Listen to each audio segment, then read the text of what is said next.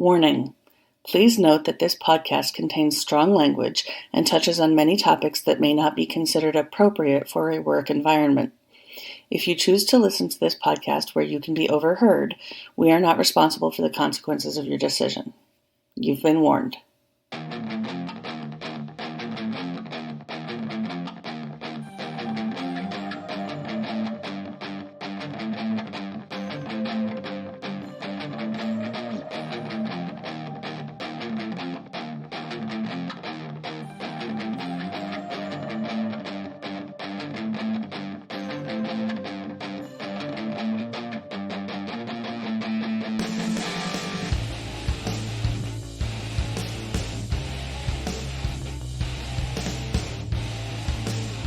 Spoilers, people! We're gonna talk about feminism and how pride and feminism have to coexist for the future. Pride and intersectionality were the foundation. Well, intersectionality was the foundation of pride, and we need to keep doing that shit because everybody's forgotten about how pride started. It's nerf or nothing. It's non-exclusionary radical feminism. For those of you who haven't seen the meme, it's fantastic, it's nostalgic, it's everything this generation. My name is Bill. And my name is Noelle, and we're going to do a little business before we introduce our guest, who is somebody very near and dear to my heart.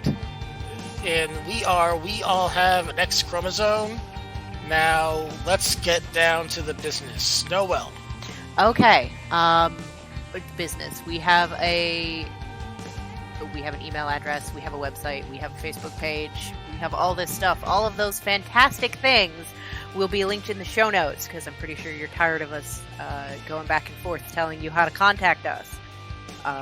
Item 2, if you listen, love, like us, interact on the podcast, interact on the Facebook page, or just, stab at us with your intent, surf on over to your podcast listening vehicle of choice and drop us a 5-star review. If they make you leave a comment us something cool. If you have any actual feedback, please email the show at... Write us at xchromosomepodcast.com. Okay, so that's the thing. So that's awesome. We've got that. We do want your feedback because we're trying to be bigger and better every week.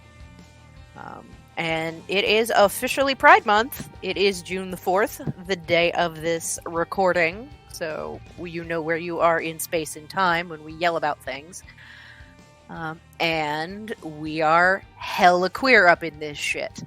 Our guest, as I said, is somebody who's very near and dear to me. I've known her for... What shit? Is that 99? 20 years now? Shit, we're old. And she's been one of our Patreon subscribers ever since the beginning. Yes.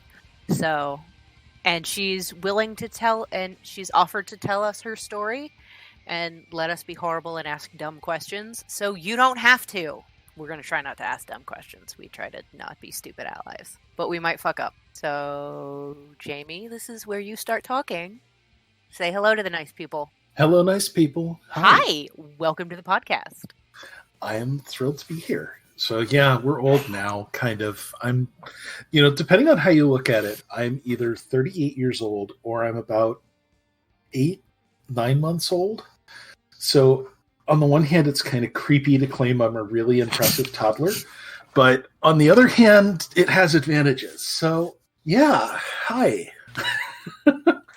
Well, technically, you've been you for all of these years. You just have discovered the appropriate definition of you. That is a good way to look at it. I kind of redefining, one of the things I've kind of called this when I've been trying to get ready to talk to people and the process of coming out and explaining that I am trans, that I am a woman, is the voyage of rediscovery, to steal a little bit from Carl Sagan. And I think that's a pretty good way to look at it because it is, reevaluating, redefining, kind of looking at everything and seeing what's different about it. what that new spin is. Or, hey, do I realize something now that maybe I should have figured out or might have been a little obvious in hindsight, but just didn't quite fit before. Well, if you think about it, it's, even as a kid, as a teenager, as an adult, none of us really have our shit figured out. It's easy to look back in hindsight saying, I should have figured that shit out. But mistakes happen, and you learn along the way. Yeah, this is very true. You've made some personal posts on Facebook that looked neat about things you wanted to talk about. I'm the soapbox, and you get to stand on it. So, well, that's a level of kink I never expected we'd get to, but thank you. That's awesome. Sorry, guys. But the other thing about being friends for so long is that we've got our little endless obligations to tease each other about some stuff. But endless in jokes. I mean, that certainly does one up the whole pile of cats thing. A little bit, but yeah. So let's go back to hindsight that might be the easiest way to go. So think about when you're talking. You mentioned that you look back in hindsight that you should have noticed things. So let's go back to that hindsight. Tell us about things that in the past that you should have noticed that should have gotten you this way earlier, so to speak. Well, one of the very earliest ones, and it's an interesting one that I hadn't thought of for a very long time, but it sort of came back up. I used to sing. I still like to sing, but I'm more of in the kitchen while I'm working on things or in the car as opposed to in a concert hall. But from a very young age, my parents put me in music lessons, put me in, choirs and musical training. And when I was probably 9 or 10, I had a voice coach who was working with me and said, your voice is so lovely. It's almost a shame that it's going to change. And I was like, I don't understand what you mean. He basically said, well, you're going to go through puberty. Your voice is going to drop. You're going to change, a lot of different ways. Your parents can talk to you about that. The more I thought about that, I was absolutely terrified. Like, I actually remember asking my parents, asking my mom, how do I stop that? And asking, are there ways that I can keep my voice? Are there ways that I can stop this from happening? My parents kind of took it, and honestly, at the time, I kind of just was, because it was the idea of losing my voice and losing the ability to sing and thinking that it would be a part of me that would be gone, But at the same time, when you think about it, I was also very scared of the idea of essentially being, becoming a man. So it's one of those very interesting kind of things to look back on and reflect on and kind of be like, this might have been an early sign of something that, in 1988, 89, we didn't really have some of the awareness and some of the language in the common discussion to make that kind of put that out there. Maybe if I had those kind of things in, let's say if I'd been born, 15 years later, if we were talking in, 2013, 2014, and I was a 9-year-old kid who was saying, I don't want to go through puberty, that might have been something that kind of got talked about and maybe asked about, hey, who do you want to be? What does this mean? So, what that makes me think of, because you brought that up, and it's kind of related, but not quite. When I was doing my Shakespeare course in school, we had to go through and just read through. We had to go through and watch the movie for Twelfth Night about the gender swapping in that regard. But while I was going through and researching something from the video, I found out about, especially in Italy, about the castration that would happen before puberty just to keep the male singing voices which when you mentioned that with singing, that made me think of in that case, it was more of a cruel aspect about that. But I was thinking, like, if I was in your parents' shoes, I would have probably made some joke about that. Well, we could just do what they did in Italy and do this, and just make an offhanded joke, not even think about what you might be going through then and in the future too. Um, so let's just say I'm glad I wasn't your parents and not making that joke at the time. Yeah. So, I mean, it's certainly something we haven't thought of. Another one that's kind of interesting that I know Noelle is going to be all up in this one. Back when I was in middle school, I think, the school library had this collection of fiction about Rome. Basically, some sci-fi, some horror, all kind of based around the themes of Rome and different interpretations.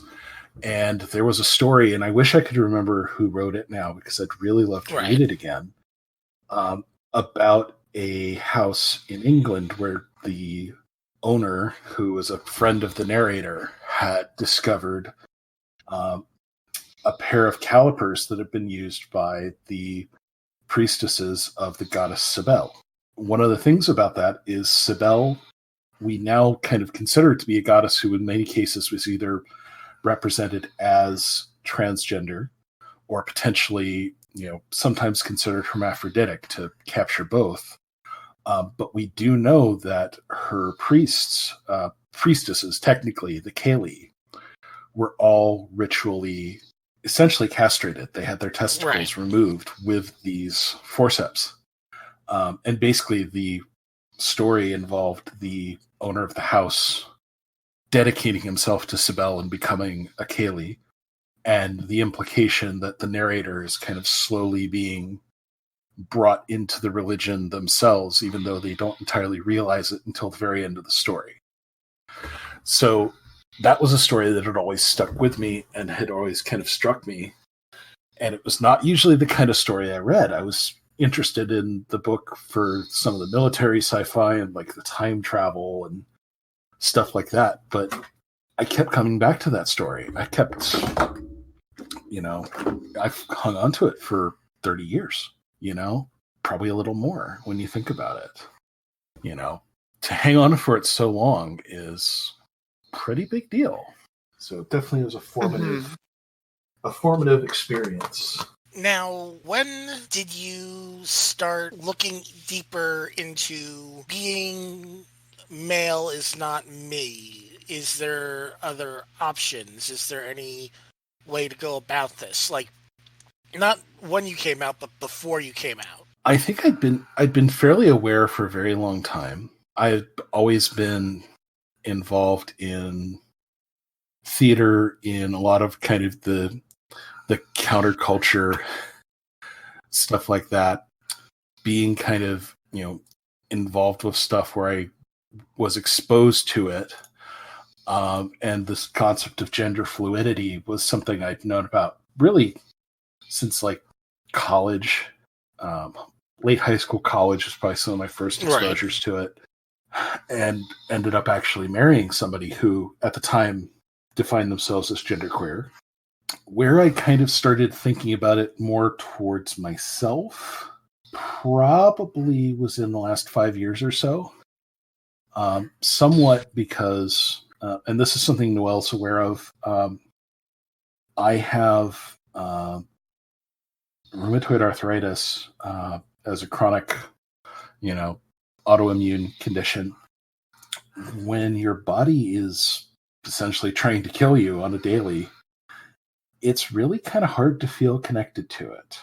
And I was increasingly having feelings of disconnection from my body, that it was almost more like a puppet that I was operating than, me. And the more I explored that, the more I kind of started thinking about, first in terms of my own sexuality. I wouldn't necessarily say I'd always considered myself straight, but I had always kind of fallen into reasonably hetero and normative kind of spaces. Girls are neat. Girls are still very neat, by the way. Girls, oh my God. But But I started thinking about the fact, what did I need to be attracted to somebody? And really kind of realizing that emotional connections were much easier for me than physical ones, especially with some of my issues with my body. Those connections kind of going forward and thinking about it and like, well, does that connection require it to be, a female identifying or a assigned female person? And realizing, no, not at all. Realizing that if I was getting attached to somebody, it was not hard at all to think of myself as being in, a more physical or at least a more affectionate place. And the more I did that, and the more I kind of started to look at that for myself, I started thinking about, for a while there, Morgan, my husband, because he's currently using male pronouns, started identifying as non-binary and feeling more comfortable with that. And it didn't quite fit for me at the time because the way I felt was, non-binary, neither male nor female saying, okay, I'm an NB, in a certain sense is still saying, this is my option, saying you're not one or the other, but you are the third space. And then I saw stuff about agender, where you basically say none of the above, period. That was clicking a little more and started to kind of think about that. And at least was like, I think this might fit a little better than just being male. Mm-hmm. So I have to take a sidebar here. And this is the part where we're about to earn the explicit rating. No problem. Before we even do anything explicit, I always click the explicit just to be on the safe side. So not too long after I started getting some of this stuff figured out, I kind of sideways fell into like hypnotism porn and erotica stuff. I've always been a person where the written word did more for me than the visual in a lot of cases. And a friend whose writing I enjoyed had said, hey, I'm doing some stuff that's I did some commissions for some kind of kinky stuff. Would you mind taking a look at it? And she had written some hypnotism fetish stuff. And I just was like, oh, shit, that's my thing. So I really kind of clicked with that in a way I didn't expect to. And a lot of hypno writers, hypno fetish producers also are very into transformation content. It is not a very long jump to go from, I like this story where a girl, hypnotizes her partner and, makes them crazy horny or makes them into a mindless doll and lets them, just experience pleasure as they kind of just sit there and drool on the table, to the girlfriend hypnotizing her partner and convincing them or transforming them or actually physically changing them into, a centaur or a latex girl or a goo girl or, all kinds of different stuff. And realizing that was really neat. I was into it. I decided to try writing some myself. And the more I wrote, I was like, oh God, I like this. And B, realizing that pretty much everything I was writing was ungendered or kind of female coded protagonists and transformations, and how much I was enjoying and getting pleasure from the idea of kind of inserting myself in these scenarios, and the idea of, going into a dronification chamber and walking out as a really happy female girl drone with cat ears and a tail,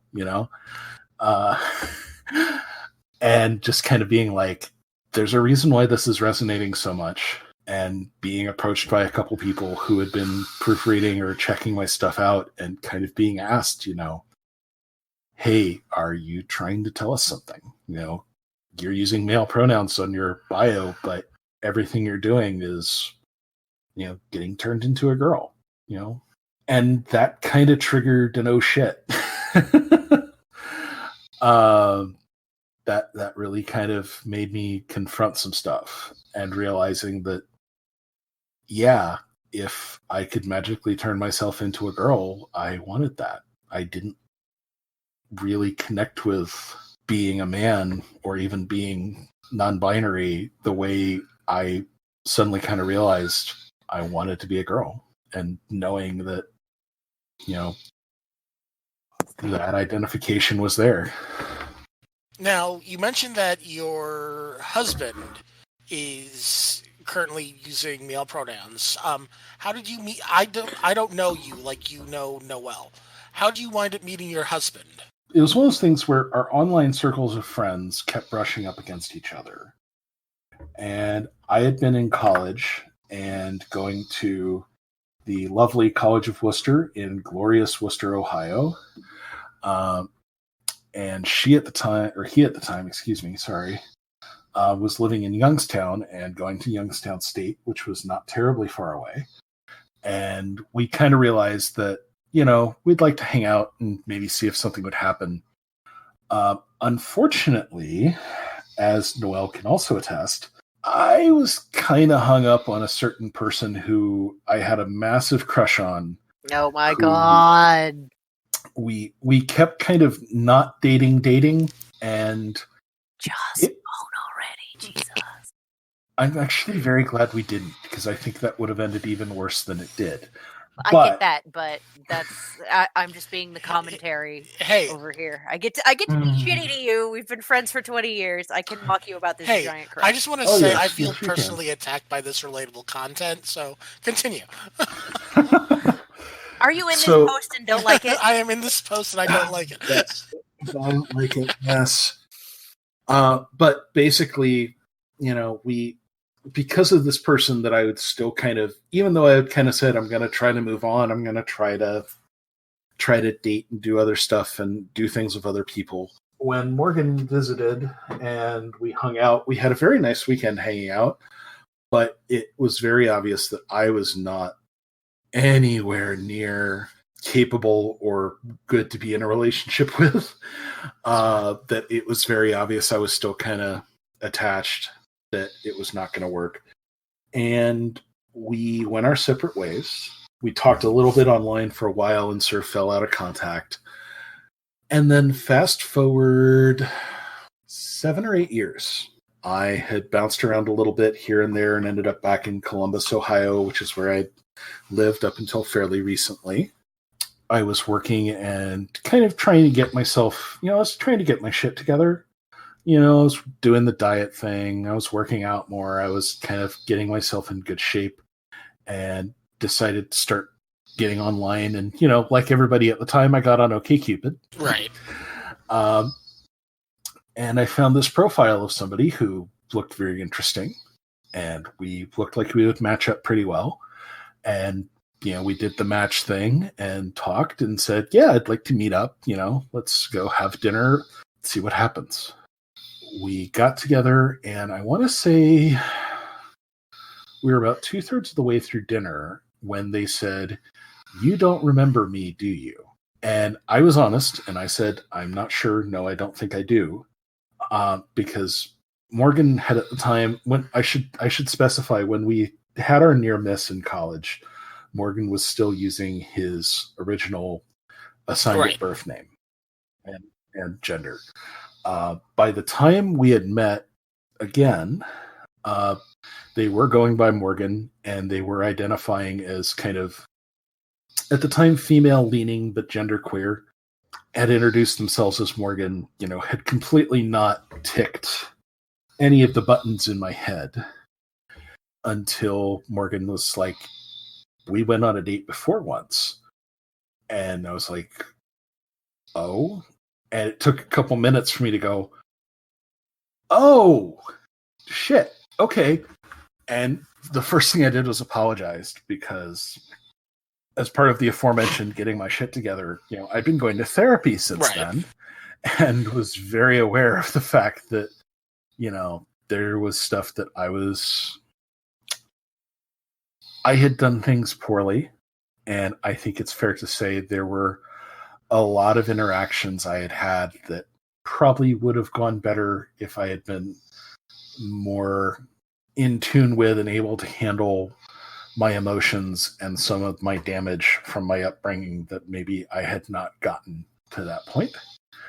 But we had a pretty good date, all things aside from that. We ended up going on a couple more, and we had this situation where Morgan was living with some friends at the time who were moving and could not basically take him with them. And I had a house where I was trying to rent out a couple rooms because the person I bought the house with had needed to move to Philadelphia because of a family emergency. And they were like, hey, I could move in, pay some rent, make things work a little bit. But just to be very clear, we're not dating. And I was like, all right, this is a friend thing. I don't want to make, obviously this gets messy. If you want to move in, if you want to be my roommate, if you want to pay me rent, I'm fine with this. Let's go with it. But I did kind of say, I'm going to treat you like a friend, not just a tenant. Unlike another guy who ended up living with us for a brief time, who was very much a tenant, and I did jack and shit with. I introduced Morgan to other friends. If I got invited to events, I would ask him, hey, you want to come with me? Went to movies, went to dinners, if we got invited to parties at people's places.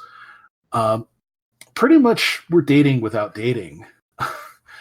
But we were out having brunch, and basically Morgan looked me in the eye and said, you keep taking me to all these neat restaurants, you keep introducing me to your friends, you keep, showing me all this neat stuff in town and, all these, events and art and things like that. We're basically dating. Do we want to just be dating? And fast forward about 10 years now, and we dated for about 2.5 years. We're coming up on 7 years of marriage. Technically, we had our 7th courtiversary from when we did the courthouse paperwork, and we'll be celebrating the actual wedding anniversary in about 4 more months, excuse me. So, yeah, it's worked out okay. You both are going through the same changes, so to speak, in different aspects. Well, I'm gonna stop you a little bit there. I am in some cases the dumb white guy in this case. Go ahead. No, and it is It's all good. We are both going through transitioning, but the journey, and I'm sure most people that are listening to this who are either gender nonconforming or trans or otherwise have gone through their own explorations, everybody's journey is obviously different. Right. Morgan's is actually, we've had some very different milestones and very different markers, even though he made the decision that he wanted to start living as a man about 3 months before I came out and before I kind of had my revelation. And it was actually a source of stress for a little bit, just because knowing we were both going to be going through a lot. But in some ways, it is much easier to pass as a man if you can tick certain boxes. If you have a good binder, if you have the right kind of clothes, the right haircut, if your voice is already fairly low, or if you start tea and your voice drops fairly quickly, you can kind of make the social leaps a lot faster, I've found. Now, the emotional leaps, the mental leaps, some of the back and forth with things like insurance and doctors and, some of the bureaucracy grinds us all very equally. But there have been times when those differences have been very apparent and also important, and cause their own friction. So I hesitate to say we're on the same journey when we kind of get, even in in transition, there are double standards a lot of the time, depending on which way you go. And I will also say that even though in some ways it can be easier for a trans man to pass if they have the right, if they can tick the right boxes, like I said, that doesn't necessarily mean it's any easier, because they face their own challenges. They face their own difficulties in the community. One thing I have seen very obviously is we go to a support group. I guess I should say, since I mentioned moving out of Ohio, we live in the Twin Cities in Minnesota. Mm-hmm. We go to a Twin Cities transgender support group that theoretically is open to anyone who wishes to attend from the whole Twin Cities metro. Despite that, most nights it is 2/3 women, and of that remaining third, let's say 3/4 of the remaining third are people that identify as non-binary. Trans men do not get as well represented as they probably should. There are things that they can feel kind of overwhelmed or excluded. A lot of the things that are out there for trans pride, for trans education and resources for trans community is very tilted to trans women. And there is a lot of erasure. And I think it's actually, talking about intersectionality, it's a major issue.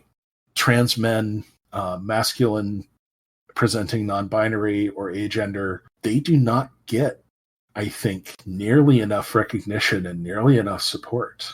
So could you possibly say, in your opinion, that it's kind of mirror the idea of sort of possibly like toxic masculinity in regards to the lack of support for trans men, such as it could be considered toxic masculinity for regular men on their end? Because as a cisgender man, I find that it's hard to get resources for me in regards to things that I need as a man, because usually they're not resources that men ask for or are supposed to ask for.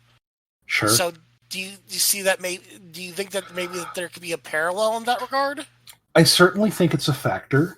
I think it's something that is a contributing part of the problem, and the fact that men of any stripe are not supposed to need emotional support, or not supposed to do emotional labor.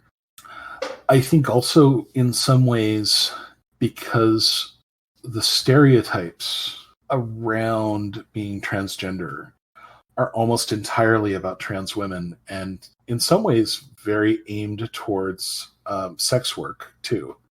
A lot of people associate trans women as being, showing up, in media a lot of times are presented as in the sex trade in one way or another. Strippers, phone sex, cam girls, cam, yeah. And even when they show up, in a more positive light, 9 times out of 10, it's going to be a trans woman. So there's a certain amount of just the invisibility and the assumption that things just should be geared to trans women. Right. So it's definitely a struggle there. The representation is not where it should be. I did have a neat experience. I know this is, another tangent to the tangent, but on the other hand, you guys are really good at that. You talk, we'll edit it later. I was... it's amazing what you can post. I was watching Chopped, of all things.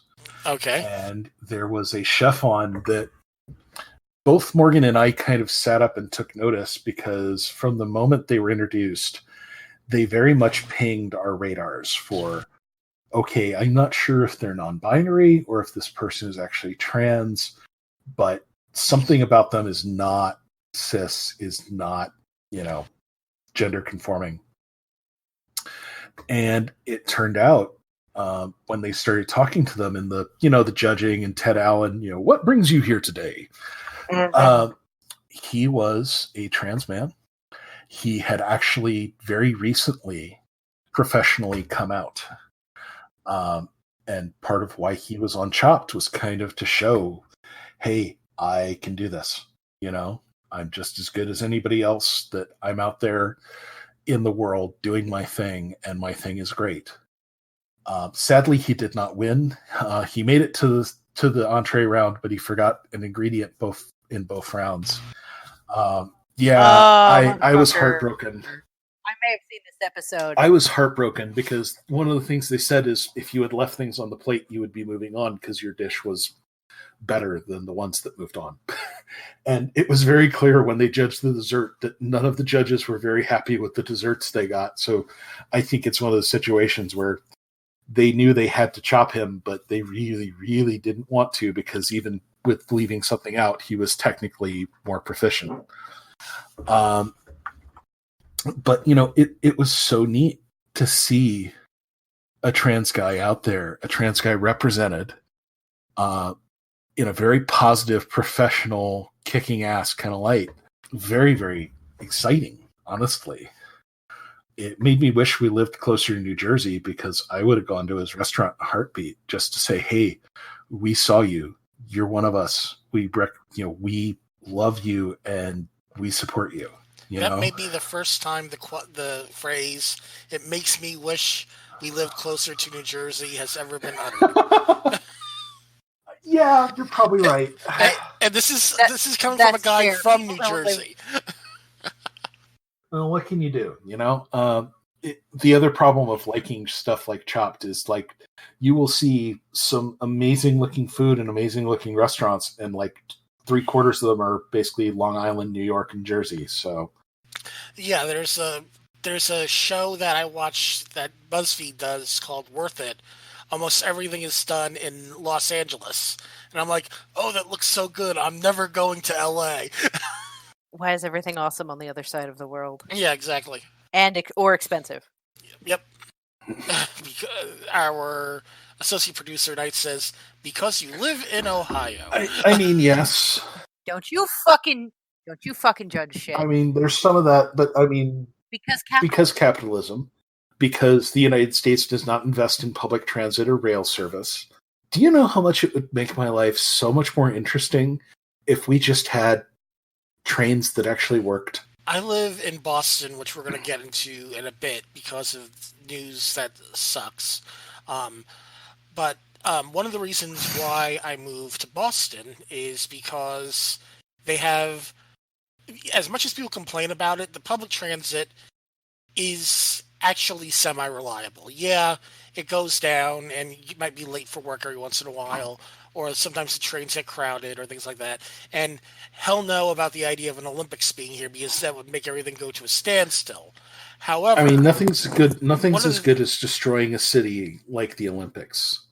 Exactly. I have a number of friends who live down in Brazil, and oh god, they did not want the Olympics. They knew exactly what kind of damage it was going to do, and everything that they predicted would go wrong, and the damage to the infrastructure and the damage to the economy. Yep. It all came true. Yeah. When they try to go through the push for an Olympic bid for Boston, there was a lot of backlash locally in regards we don't have the infrastructure. Building what you perceive as the infrastructure is going to destroy things. Everything's going to end. It just got so much backlash that while they said that it was the Olympic Committee's fault that they didn't submit it, everybody knew that if Marty Walsh ever wanted to be reelected, he would not agree with that. And they tried to make it sound like it was in everybody's best interest and not just Boston's. The city doesn't want this, which is why one of the things with the Olympic Committee, it's like, we have to have local buy-in, that your local area actually wants this. And the committee's like, yeah, your locals don't want this. And you need to give us proof that your locals want this, because everything else is showing different. But one of the things that I'm currently unemployed. Hopefully, maybe by the time we get this out, I I won't wish be. you But luck. there's hoping. But one of the things there is like I don't drive. That's why I'm in the Mm-hmm. Boston area, and there's places around the metro area that are looking for people, but I can't get to them because of the way that public transportation is. And the people outside this area don't understand. Well, we thought you might be able to drive up here. It's like, no, I live here so I don't have to drive. And I can't, so you're wasting your time and my time by telling me that your ad is in Boston when you're really up on the North Shore, up in Gloucester by the New Hampshire border, or you're in New Hampshire. So that doesn't help anybody. But yeah, public transportation is needed, so to speak. It absolutely is. And, that's one of the great swindles of American history is the way that public infrastructure has been stunted in favor of promoting the culture of the automobile and the suburb and the segregation and this diaspora, really. Sorry, my history major is coming out to play. That's okay. We can talk about the whole gentrification of the urban is just white supremacy with television networks. Absolutely. Calling you out, HGTV. I mean, as much as I love, Texas flip and move. Yeah, we've basically built a country around cutting off people from their communities. We've built a culture around, we've built a country around taking away people's ability to move around unless they were at a certain economic level. Morgan does not drive. I am the only one in our household who drives and has a car. We live in an area where the public transit in the Twin Cities is better than it was in Ohio, and in some ways is more accessible, but at the same time, things going into and out of the suburbs are still imperfect, to say the least. It's a struggle, And especially I also see that in our community because, as a practical example, I got invited to a trans-friendly bonfire night held at the house of one of the people from our support group over Memorial Day weekend. And we had a wonderful time. I was one of 4 people that had a car who could help people get to it. So I ended up basically being the ride for a couple people, and one of the people organizing the bonfire basically saying, I know this is a 30-minute drive out of your way, but if I buy you a tank of gas, would you please go get them so they have the chance to be involved? And I was happy to do it, especially once I knew I was getting gas money for it. These are things that most of the time, I don't want to say there's no such thing as a straight person that doesn't have a car, because there certainly are. But, you don't have to think about, oh, there's something going on I've been invited to, and having to think about, A, can I be out at it? Will it be safe for me to attend it as myself? And B, can I access it? Do I have, a way to get there? Can I, even something that's like taking a Lyft or an Uber or, a straight up taxi is much safer and much more conventional for a cis straight person than most trans and queer people. I will say that for cis women, there are their own unique dangers and risks. We've seen stuff in the news way too much about Uber drivers and Lyft drivers, taking liberties and dropping people in strange places or putting them, basically in danger for all sorts of reasons.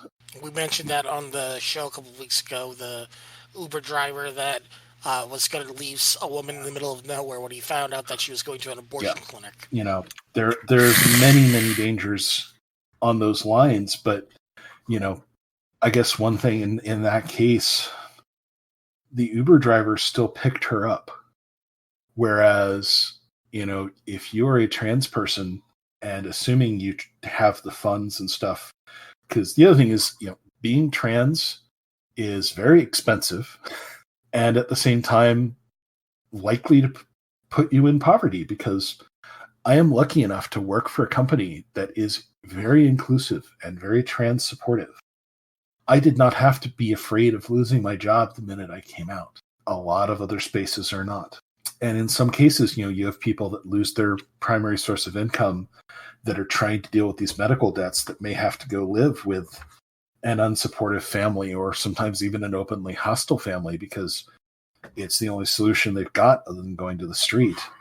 But assuming they're in a position to call an Uber or call a Lyft, they might very well be in a situation where the person gets there to pick them up, sees that they're trans, and drives off. So it's all these calculations, all these things that really cut you off from even your own community, as vitally important as it is. And as much as, I have seen our community, we really bust our ass to be there for each other physically and virtually.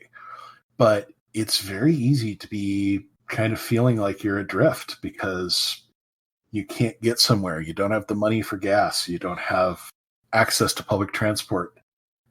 There's nothing safe in your area.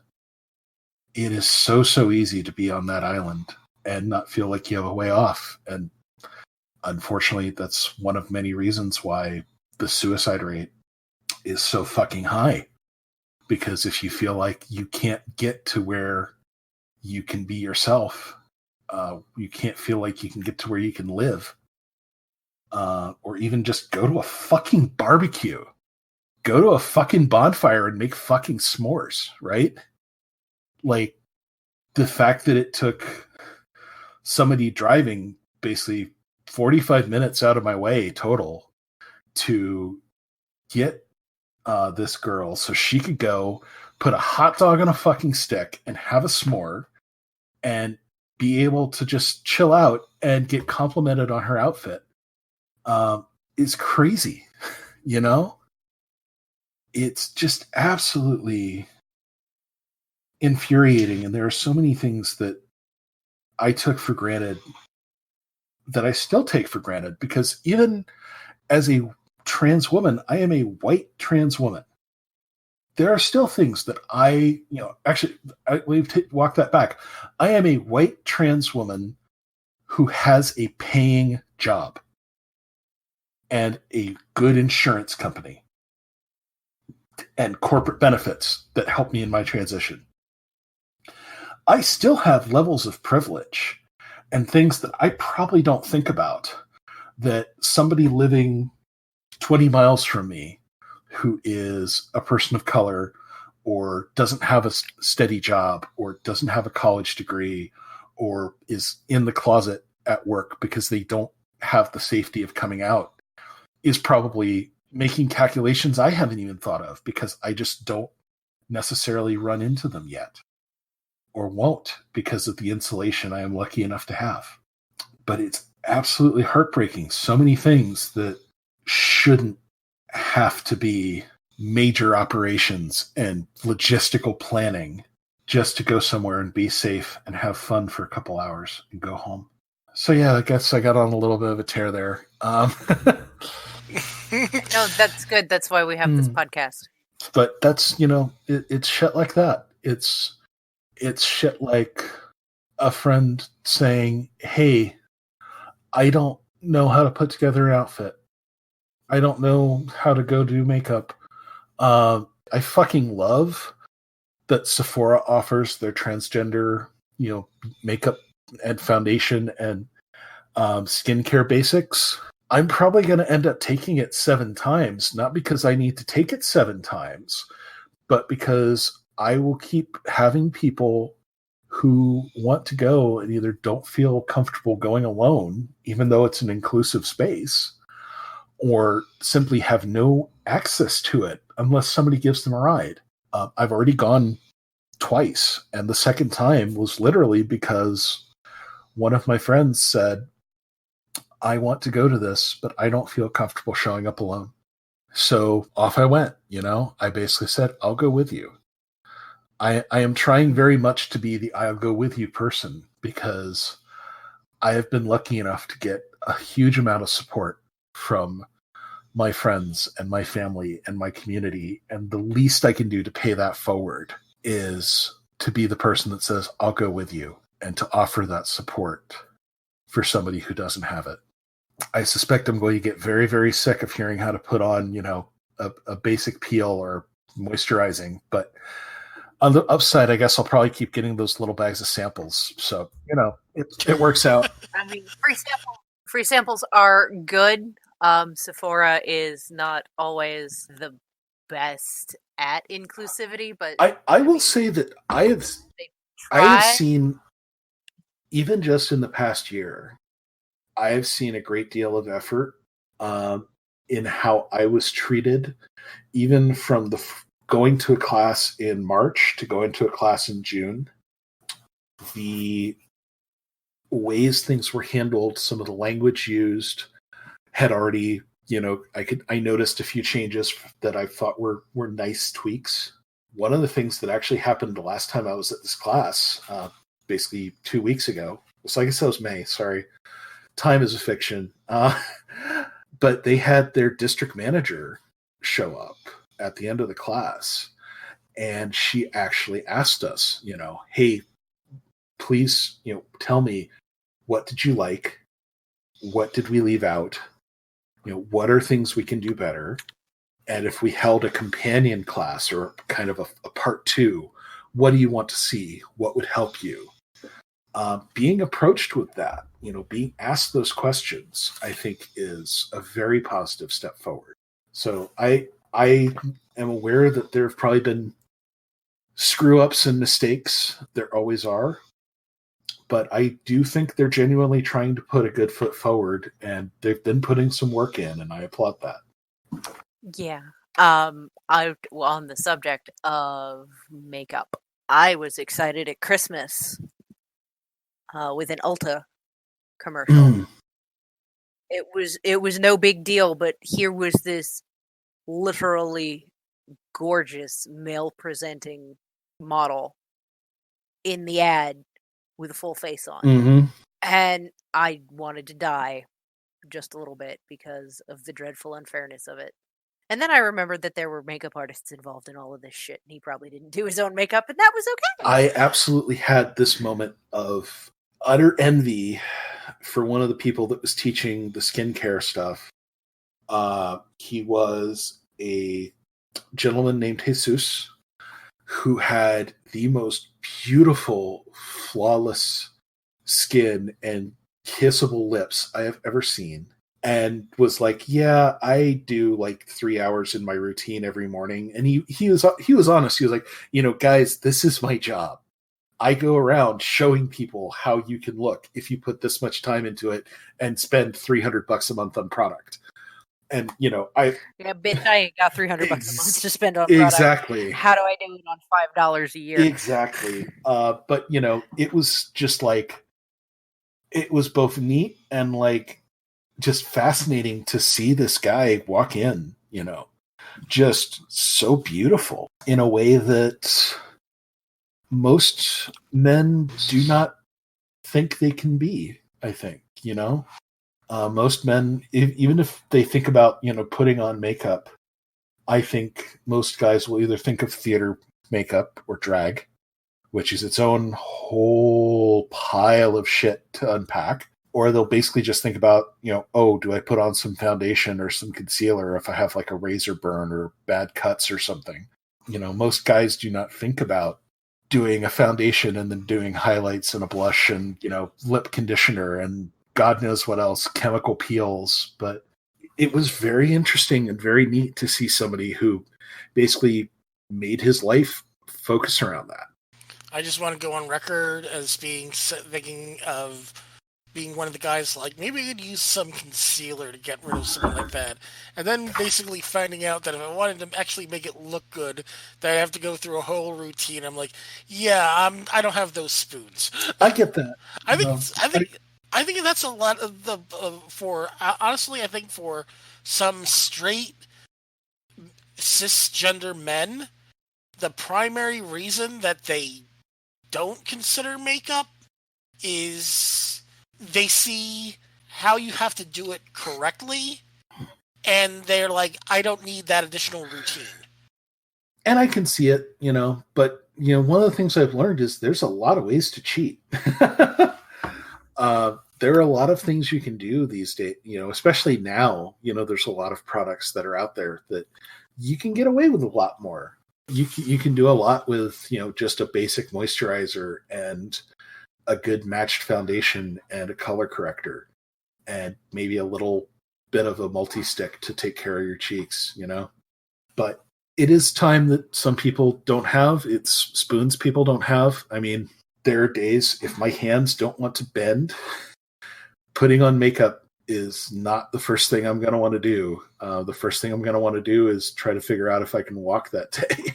Yeah, there's a lot of things that sometimes we think the barriers are higher than they are. And getting a chance to actually experience them, getting a chance to kind of be walked through things.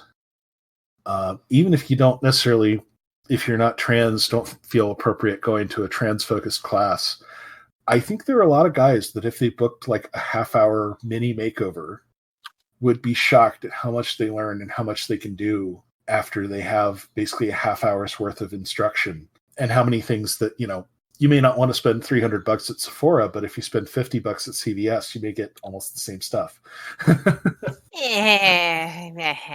I mean, there is a distinct difference between a lot of drugstore, and quality shit. Oh, yeah. Because there's a lot of fillers and a lot of synthetics. This is true, but there are also areas where you can skimp, and there are areas where you can kind of say, I'll buy some NYX stuff, or I'll buy some e.l.f. stuff at Target that I can get good results with and not necessarily have to spend, $80 on a tube of Tarte BB cream, Yeah. I'm kind of enjoying the cream shop from CVS, even though I need to be divorcing myself from CVS because everything is terrible in the world.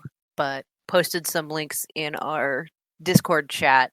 One of them was the Ulta ad, and the other is a collaboration with the makeup company I pretty much have exclusively, or 99% in my makeup box. They are not paying me to say how awesome they are, but they're fucking awesome.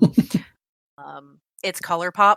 They have a great collaboration with Bretman Rock, but it's this incredible collection, and I desire it greatly.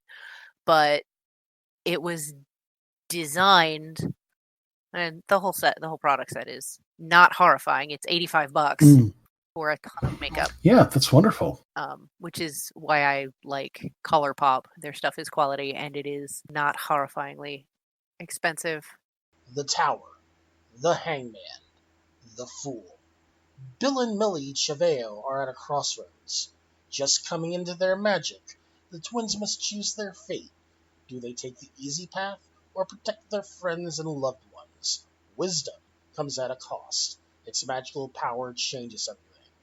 It's 1929, at the height of Prohibition in Plymouth, Massachusetts. The stock market crashes, leaving the Chaveos in the poorhouse. Uncle Finn's sight tipped him off, but he kept it all to himself. Finn's got money, powers, and connections with Boston to cement his victory. However, the Italian-run speakeasy draws new players from the deck to oppose him. Magic, monsters, and mobsters will clash in a small town, but the outcome is unclear. How will Bill and Millie defy a man who sees the future? Find out when you read Wiser Guys by D.R. Perry. But there was this whole write-up about how it was wonderful to collaborate with Bretman on the collection, and it's nice that they're very open about. Very cool. Yeah, absolutely. But it was just delightful to be like, oh, here is this person who is very open to being in makeup and not hesitating to wear makeup and be wonderfully open about it. Wow, they're on magazine covers and all kinds of cool shit. I found the Facebook page. So it's nice to see that we are getting away from unnecessarily gendered products, because we've been, as a species, we've been wearing makeup regardless of our gender orientation or our identity or presentation, because in some cases it was just out of necessity. Mm-hmm. Like the heavy black eyeliner that everybody wore in ancient Egypt was done for the same reason that football players have the black under their eyes. It's to kill glare. And when you live somewhere that's 90% sand and the other 10% is water, there's a lot of glare. So rocking the heavy pirate eyeliner is a matter of survival. And then all of the other pigments did cool stuff too. But men and women wore makeup, men and women wore perfume, men and women wore skirts, men and women wore wigs, because fucking hot. And bald is a lot easier to take care of. And if you wanted fancy hair, you just put on your hair. And it wasn't a womanly or a manly thing to do. It was just a thing. And it's nice to see we're getting back to that, because it'll help people in their exploration even more. Absolutely. And we talk about the pink tax, right? But pink was considered the most manly color up until about, 1783. It is literally one guy's campaign to basically fuck up the dress code to be as boring as he was, that helped kind of make pink the girl's color. I'm not sure if I can find it quickly, but I'll try to find it so you guys can put it in the show notes. But a whole bunch of what we now consider modern men's fashion, the boring cuts, the very straight lines, the black and white color palette, came out of like one fucking guy basically dragging the rest of England with him. This fucking guy. That fucking guy. Thank you. Cracked is the best. I read this article and was like, I need to go back in time, and literally, if I had time travel, this is what I would do with it, is that I would end this man. I think we could settle just for like enough people going back in time and socially dragging him would probably be enough. But yes, I mean, this guy ruined it. Beau Brummel ruined it for everybody. Fuck that guy. Fuck that guy with his own shitty, boring black on white tie. But we have so many things that have been pushed into being, well, this is for men now, or, this is no longer for men. This is girls stuff. So, but we were bringing up some topics that came through that Noelle brought up and that I've mentioned on our Facebook page too. Some things that might be rage-inducing. One of them in my own backyard, unfortunately.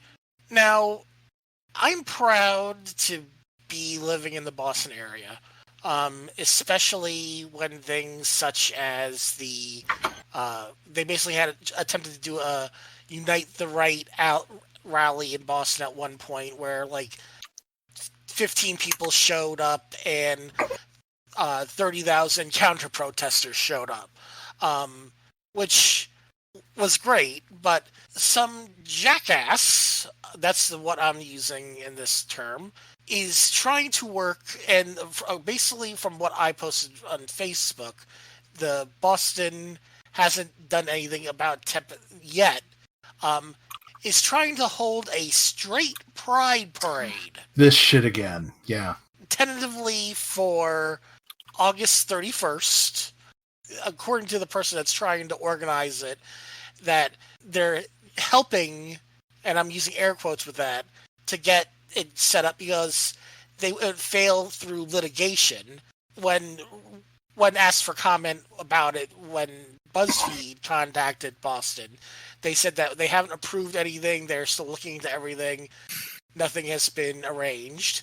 The best response, though, is that the person that set this up had set up a parade route for this, and another person said, I went through and I drew a different parade route, which basically was a route that goes right into the Boston Harbor, right past the aquarium stop, straight off the Boston Pier into the harbor. Look, if you want a straight pride parade in Boston, it's called the St. Patrick's Day Parade. I was going to make a joke And about the Patriots here, but I think you've also covered it. Yeah. because the St. Patrick's Day parade, with that, they had this big thing about basically not allowing LGBTQ afloat during that parade because they didn't want it, quote unquote, political. So if you want your straight pride parade, you got it in March.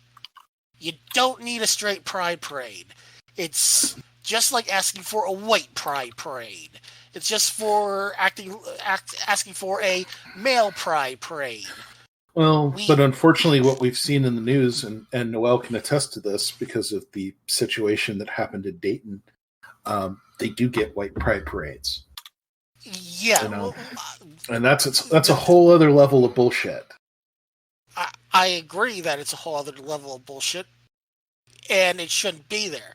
If someone, let me put it this way, if they try to go through and do these rallies and things like that get shut, basically this quote-unquote parade, if it ever does get approved, there's going to be so much counter parade protesting that anybody that's in the parade is going to get off the route as quickly as possible.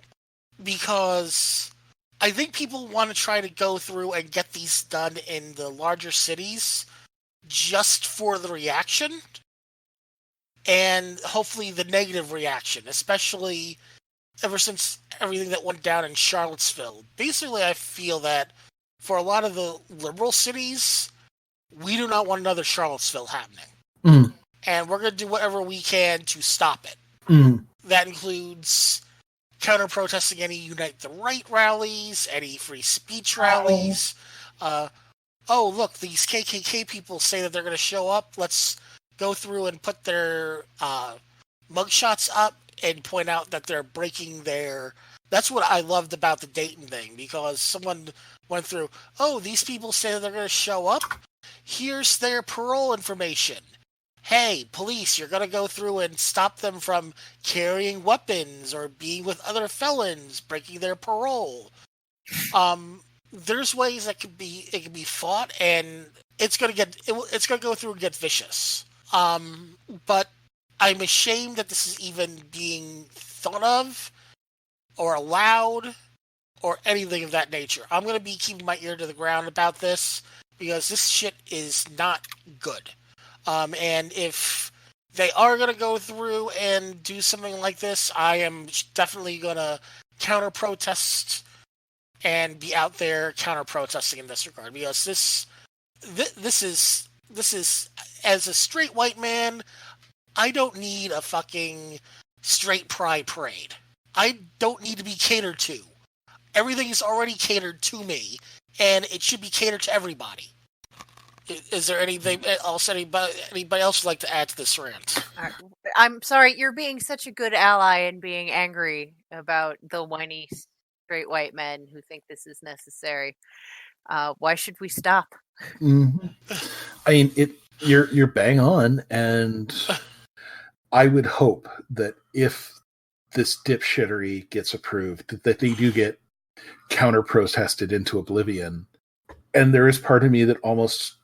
It's not nice to hope for direct action, but at the same time, speaking again as a historian and as somebody who's been in a couple different subcultures growing up, the punk scene and the goth scene, the Nazis tried to show up and put their feet down, and you didn't give them space.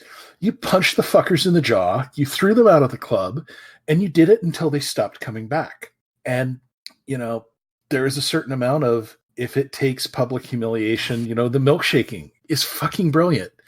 The milkshaking is amazing, because the milkshaking shows exactly how ridiculous and how powerless these people are if we do not allow them their illusions of dignity and their illusions of control. You know what they hate? Being laughed at. That's the one thing they are terrified of, is being... While the rest of us are afraid of being fucking murdered, they're just afraid of being humiliated. Yeah. I'm super happy that there was a milkshaking in the United States, and I went in the comments on that story on one of the Ohio, one of the Columbus local outlets, because it's been that kind of week where I'm just gonna fucking sail in and rend and tear because I don't give a fuck. I figured we were gonna super earn our rating of explicit. I'm gonna say fuck a lot because fuck these guys. And I was like, good. It was some comment like, I'm so sorry that this, oh, poor little boys. Look at all the little boys in the comments afraid of being embarrassed. Fragile fucking children. And people are like, but it's, you know what? If I have a milkshake thrown at me, you know what I'm going to do? I'm gonna lick it off my arm, and I'm gonna be like, hey, free milkshake. Quick, somebody get a camera. I need to monetize this right now because I'm fucking broke. Yep, let's put that shit on Instagram. Yeah, let's get this on the Instagram so that the podcast page gets some traffic. I mean, here's one of our hosts. If somebody doesn't already have a ManyVids channel for their milkshake licking, I'm sure that somebody will by the end of this podcast.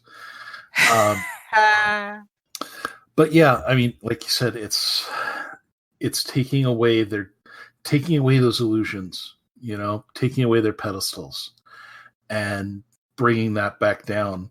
Speaking of bringing that back down, when talking about the fear of being murdered, I just put a link in that'll probably show up in the show notes, but putting it into the chat, and the situation in Dallas where the third trans woman of color, Shinal Lindsay, was found murdered basically a couple days ago. We have situations where a trans woman was assaulted on camera. Her assailants were basically known that she was let back out without any action being taken against them. And mysteriously, she got dead a few days later. I cannot flip my desk. It is full of expensive things I can't afford to replace, but there's a desk flipping. Yeah, the epidemic of violence against trans women of color, and especially in the South. But, like I said earlier, there's a certain amount of privilege and a certain amount of protection I will always have by being a white trans woman. That, Black trans women, Latina trans women, Asian trans women, Southeast Asian trans women are always going to be at a higher level of risk than I am. And this just kind of brings out, just how real that danger is. And the fact that it took 3 dead women before they started saying, this might have been a hate crime is disgusting. It's infuriating. And to a certain amount, it is the Dallas PD and Texas police culture. And I am one of my past gigs in my IT career involved doing some technical support for several police departments, including the Dallas PD, the Houston PD, and the Austin PD, and being aware of some of the people they employ and the attitudes they take. I am not shocked that they minimized this and tried to basically present it as tragic coincidences as opposed to really addressing the systemic problem and the fact that, you have a sustained attack on a community. But it's just infuriating that, one murder of a trans woman should be enough to say this was a hate crime, because in almost every situation, it probably was. The fact that the quote-unquote trap defense is still out there. This was stupid when they let somebody get off for murdering Harvey Milk because he said he ate too many Twinkies and became scared of gay people because he had too much sugar in his system. The fact that, the defense of, I found out they were transgender and, how dare they be attractive to me. The fact that you can get leniency in an assault, let alone a killing, basically for, I found out this person wasn't who I thought they were, or I was attracted to somebody until they found out they were gay or found out that they were trans and decided then that they had to die for my crime of arousal. is just toxic.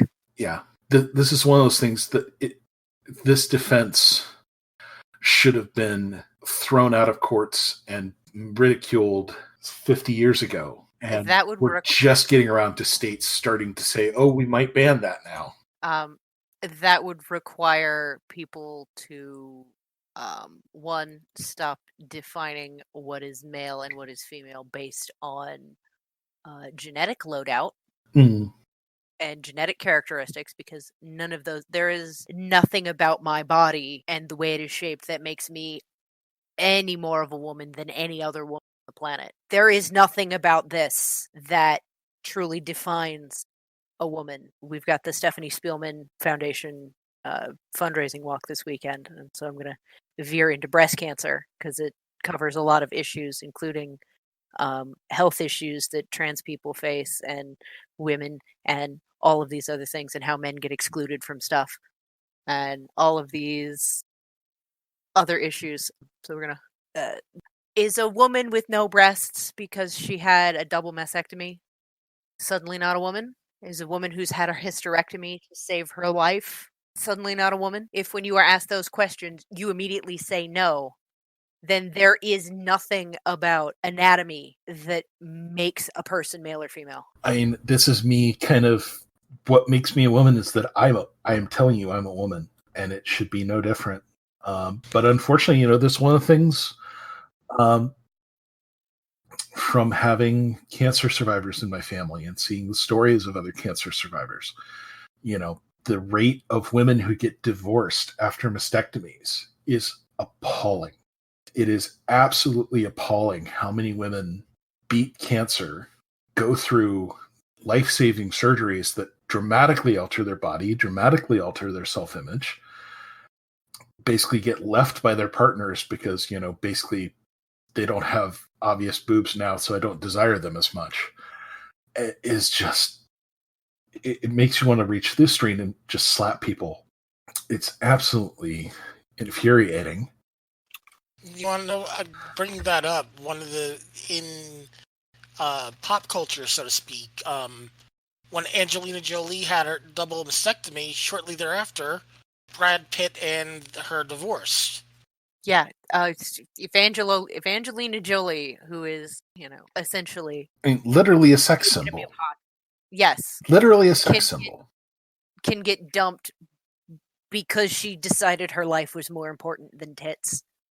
What the fuck do normal people have in having any sort of body acceptance?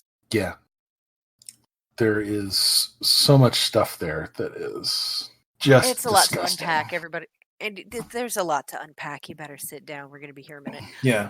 I'm not qualified to unpack the toxic mindset that goes into defining people based on anatomy. I've been screaming a lot lately about reproductive health, on top of screaming about how, one, libraries are intersectional spaces and drag and programs involving drag queens and involving talking about drag absolutely belong there. And if you're a bigot, you need to fuck the fuck off. Between screaming about that, I've also been screaming about, and in some cases more gently, because most of the people doing this are in fact allies. Mm-hmm. Though it's it is one of those areas where it gets tricky because trans culture and drag culture sort of have this like intertwined yet often hostile history. And for me personally, on the one hand, I absolutely support the drag story time.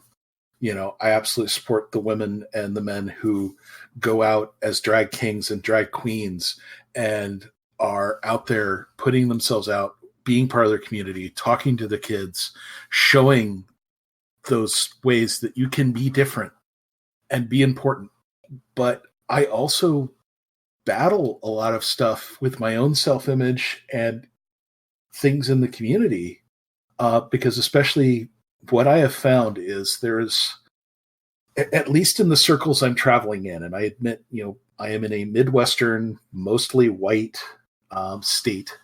I shouldn't say mostly white because there's a very large there's very large communities in the Twin Cities of the Hmong, African communities, Indian communities, but the trans community so far tends to be fairly white, though I do have the pleasure of knowing some really wonderful Black trans women and Asian and Latino trans women who have been part of the groups I'm involved with, and NBs of all colors who have been absolutely fantastic. But anyway, when I have been introduced to people in the community, I hear a lot of trans women who are in their 50s and 60s who talk about coming up through the drag scene, of initially kind of expressing themselves through the drag scene. And on the one hand, it was huge that they had that space.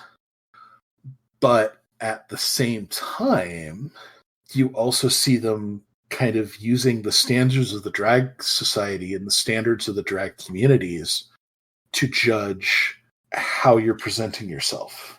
Being told by a woman that I was having a conversation with about some stuff for coming out and being out as a woman, oh, you'll pass better because you're fat, honey. Wait. You'll pass better because you're fat? Yes, because my face, especially once I started hormones, the fat deposits in my face move around in ways that are going to be more easily read as female, because basically the fat in my chest, man boobs turn into girl boobs really easily. I actually had a kind of... That's fair. I had a fun moment this morning where I was putting on a shirt and Morgan was like, hey, wait, stop. And I was like, what? Oh my God, you have cleavage. And that can be really, really euphoric and empowering. It can feel amazing.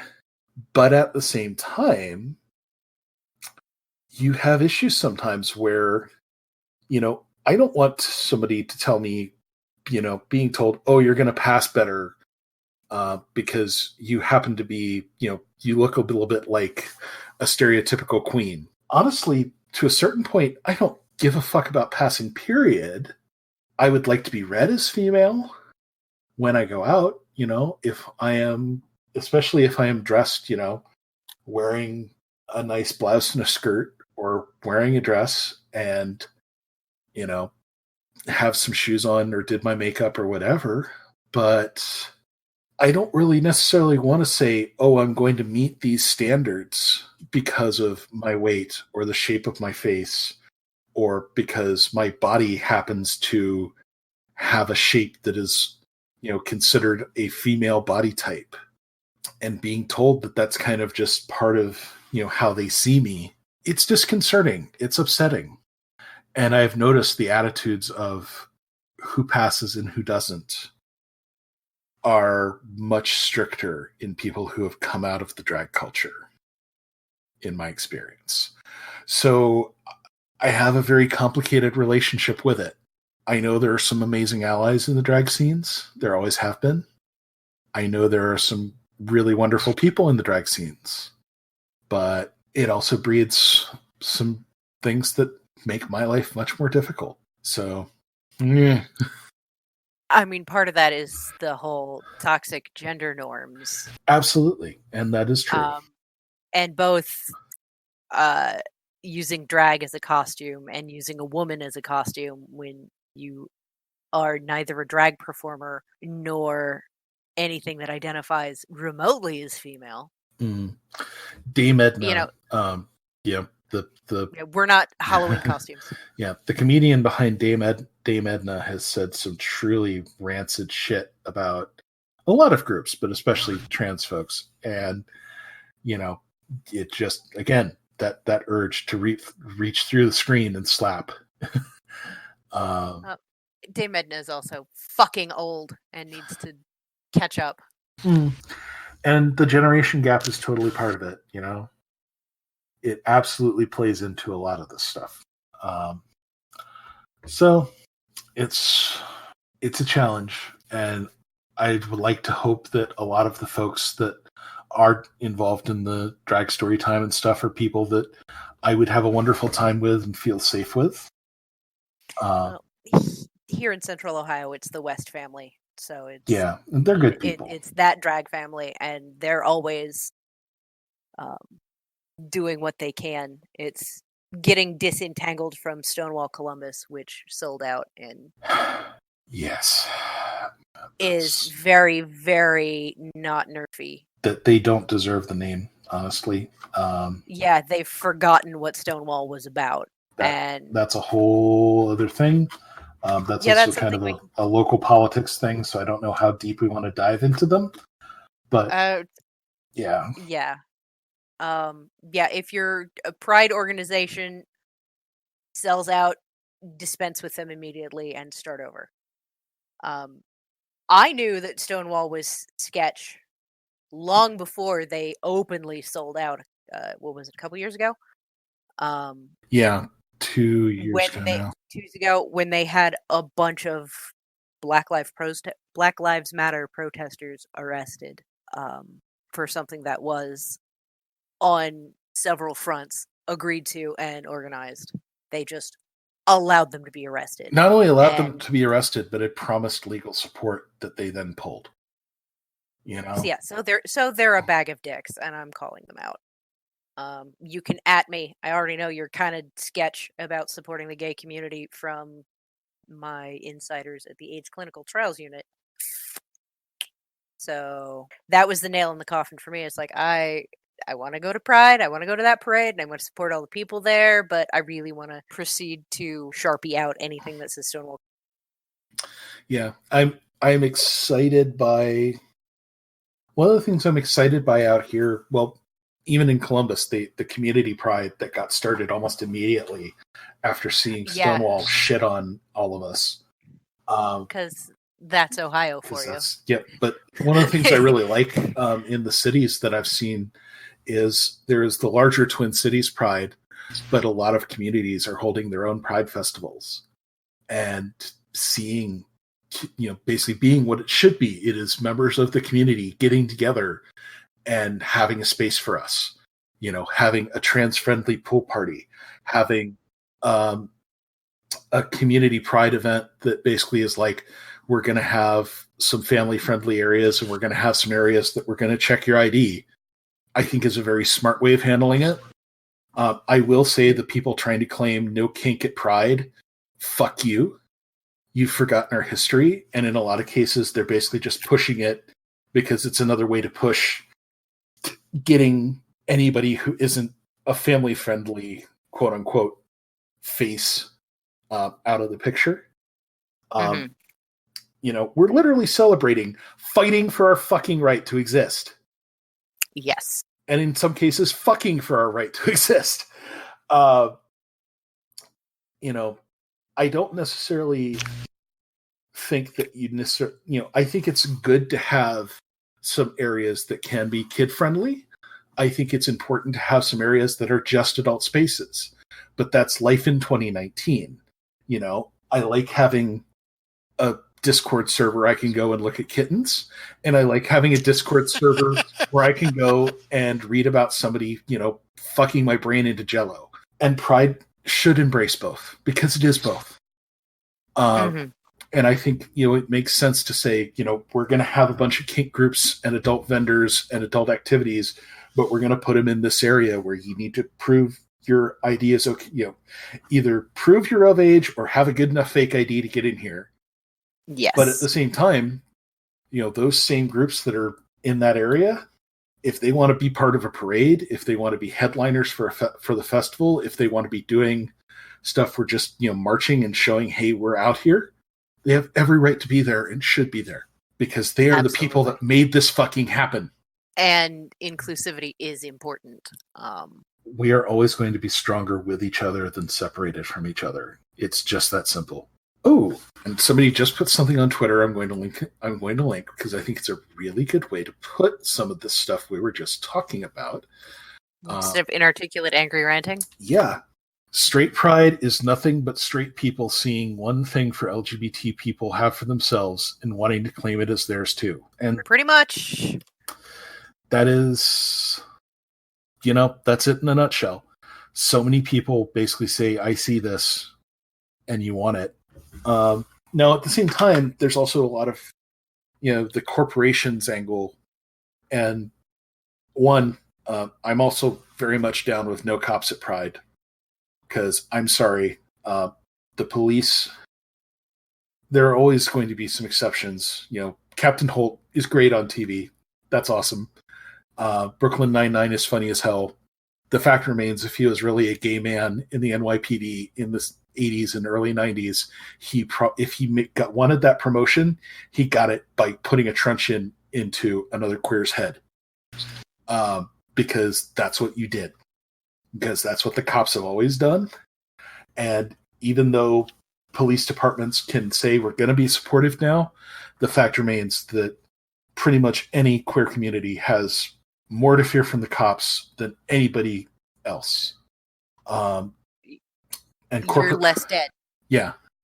And corporate presences are also just as tricky because on the one hand, being quite aware that they're basically pandering to us for the attention and the money, and that most of these companies either don't really have LGBT supportive policies internally or in their actions, or will drop this stuff. We'll basically have pride colors on for 1 month out of the year and ignore us for 11 months.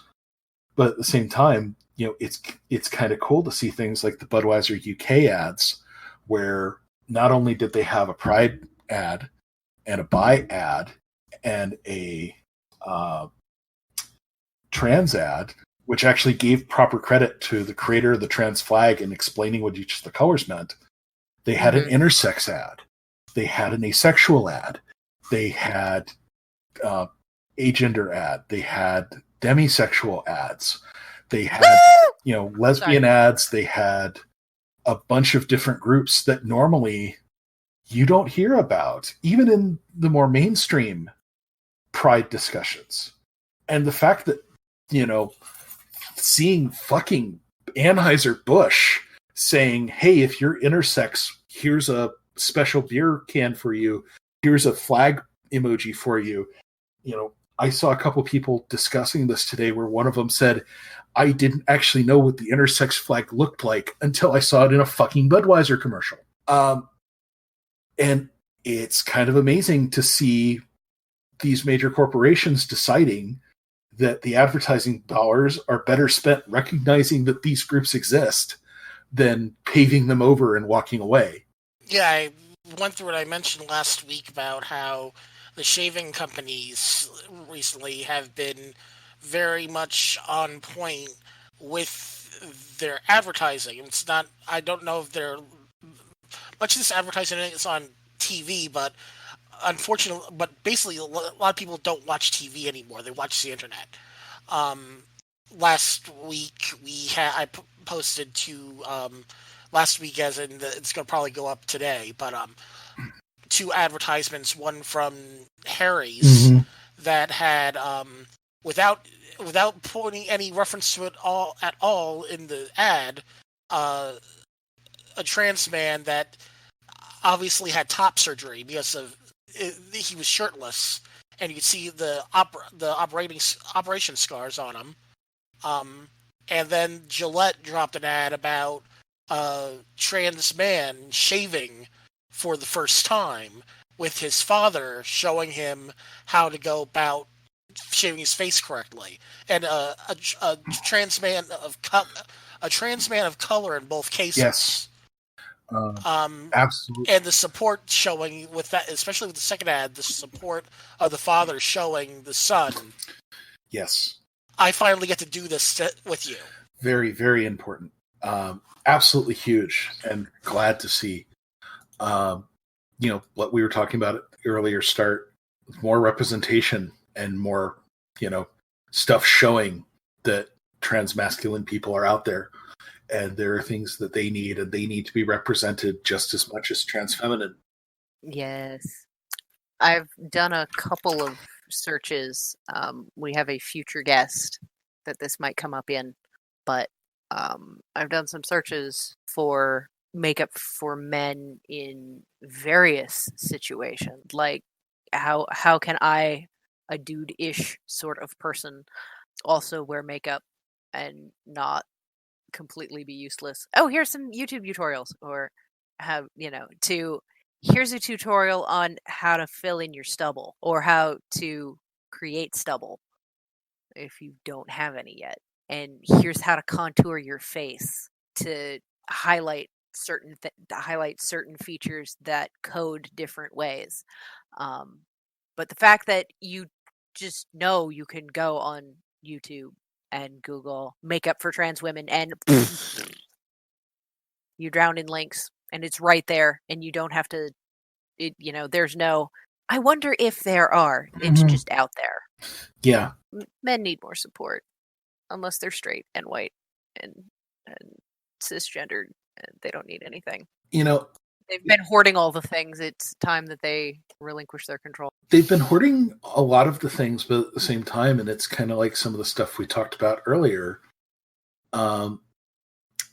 They've been hoarding the things, but they don't get the proper support and education of how to deal with them, how to process them, how to make use of them without harming somebody else or depending on somebody else.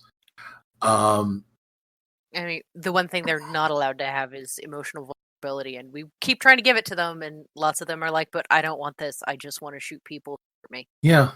I, for one, do not want to shoot people. I am very glad, especially as somebody who, we kind of, this is some deep cut shit for the listeners here.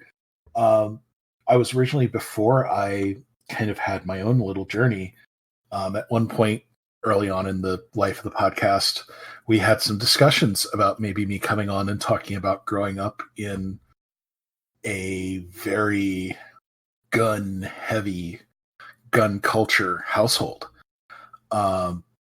Yes. So I'll give a little warning. I'm about to discuss some serious mental health shit, including suicidal ideation. I grew up from a very young age. My dad was a hunter. He was a competition shooter and marksman, and he was a collector. There is no time in my life where there were not at least a half dozen guns in our home. And that's just the ones I knew were in the safe. I have learned since becoming an adult that my dad was also hiding a shotgun in his closet that was kept loaded.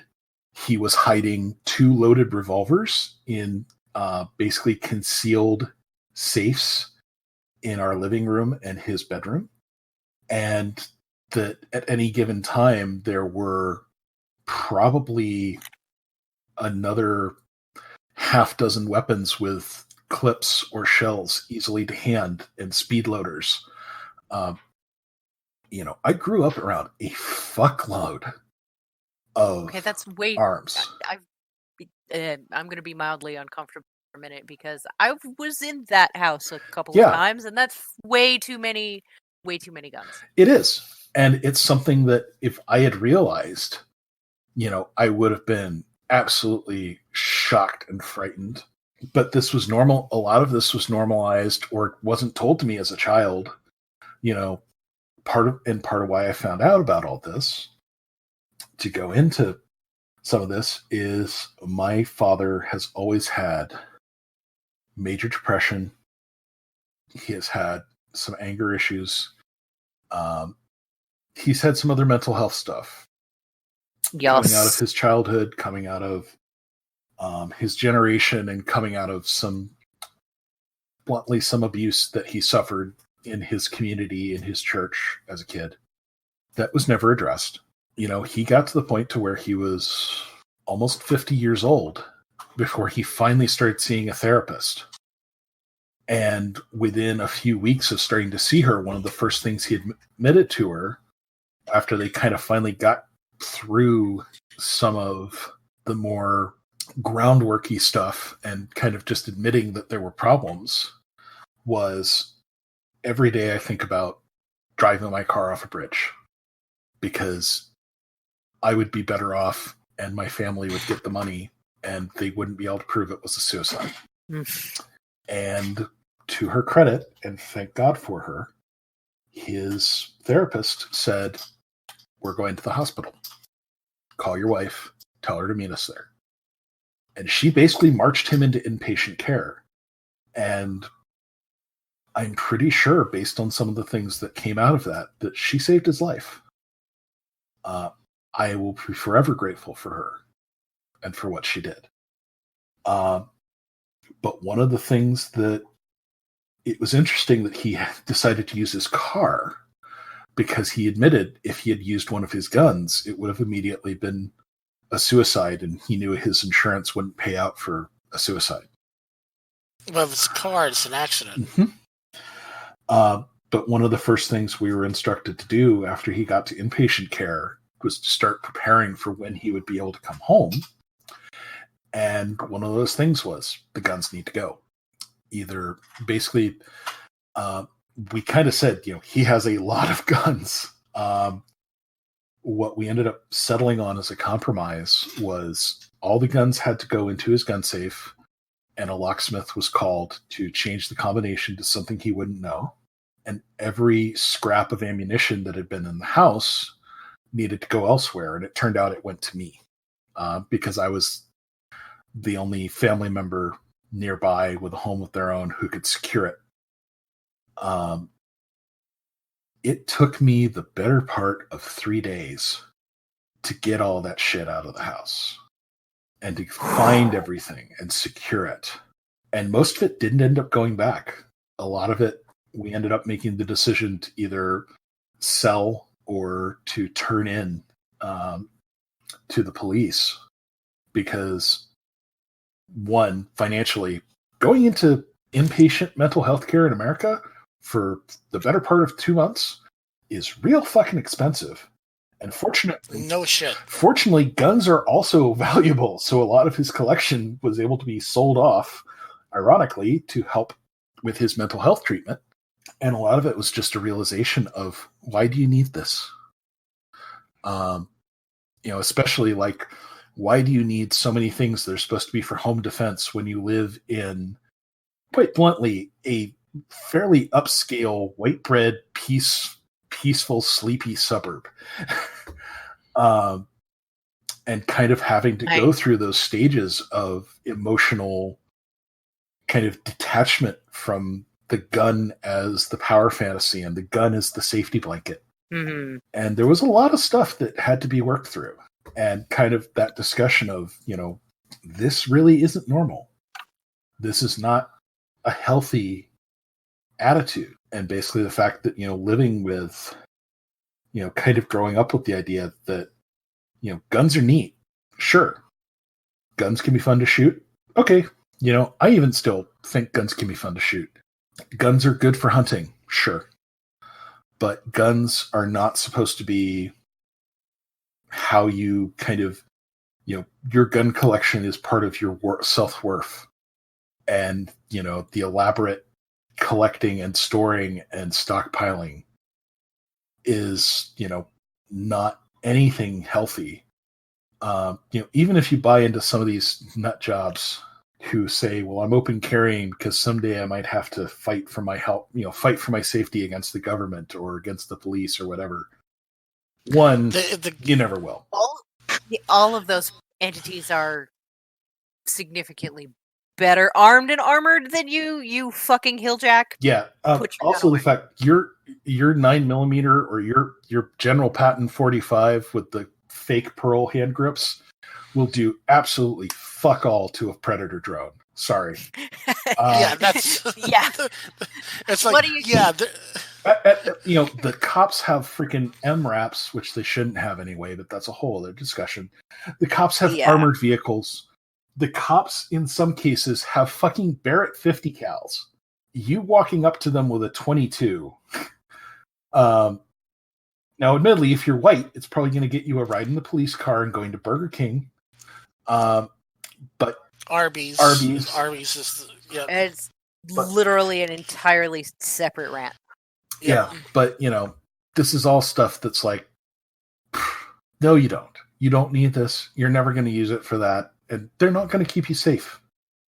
You are not going to have time to draw. And we have this power fantasy.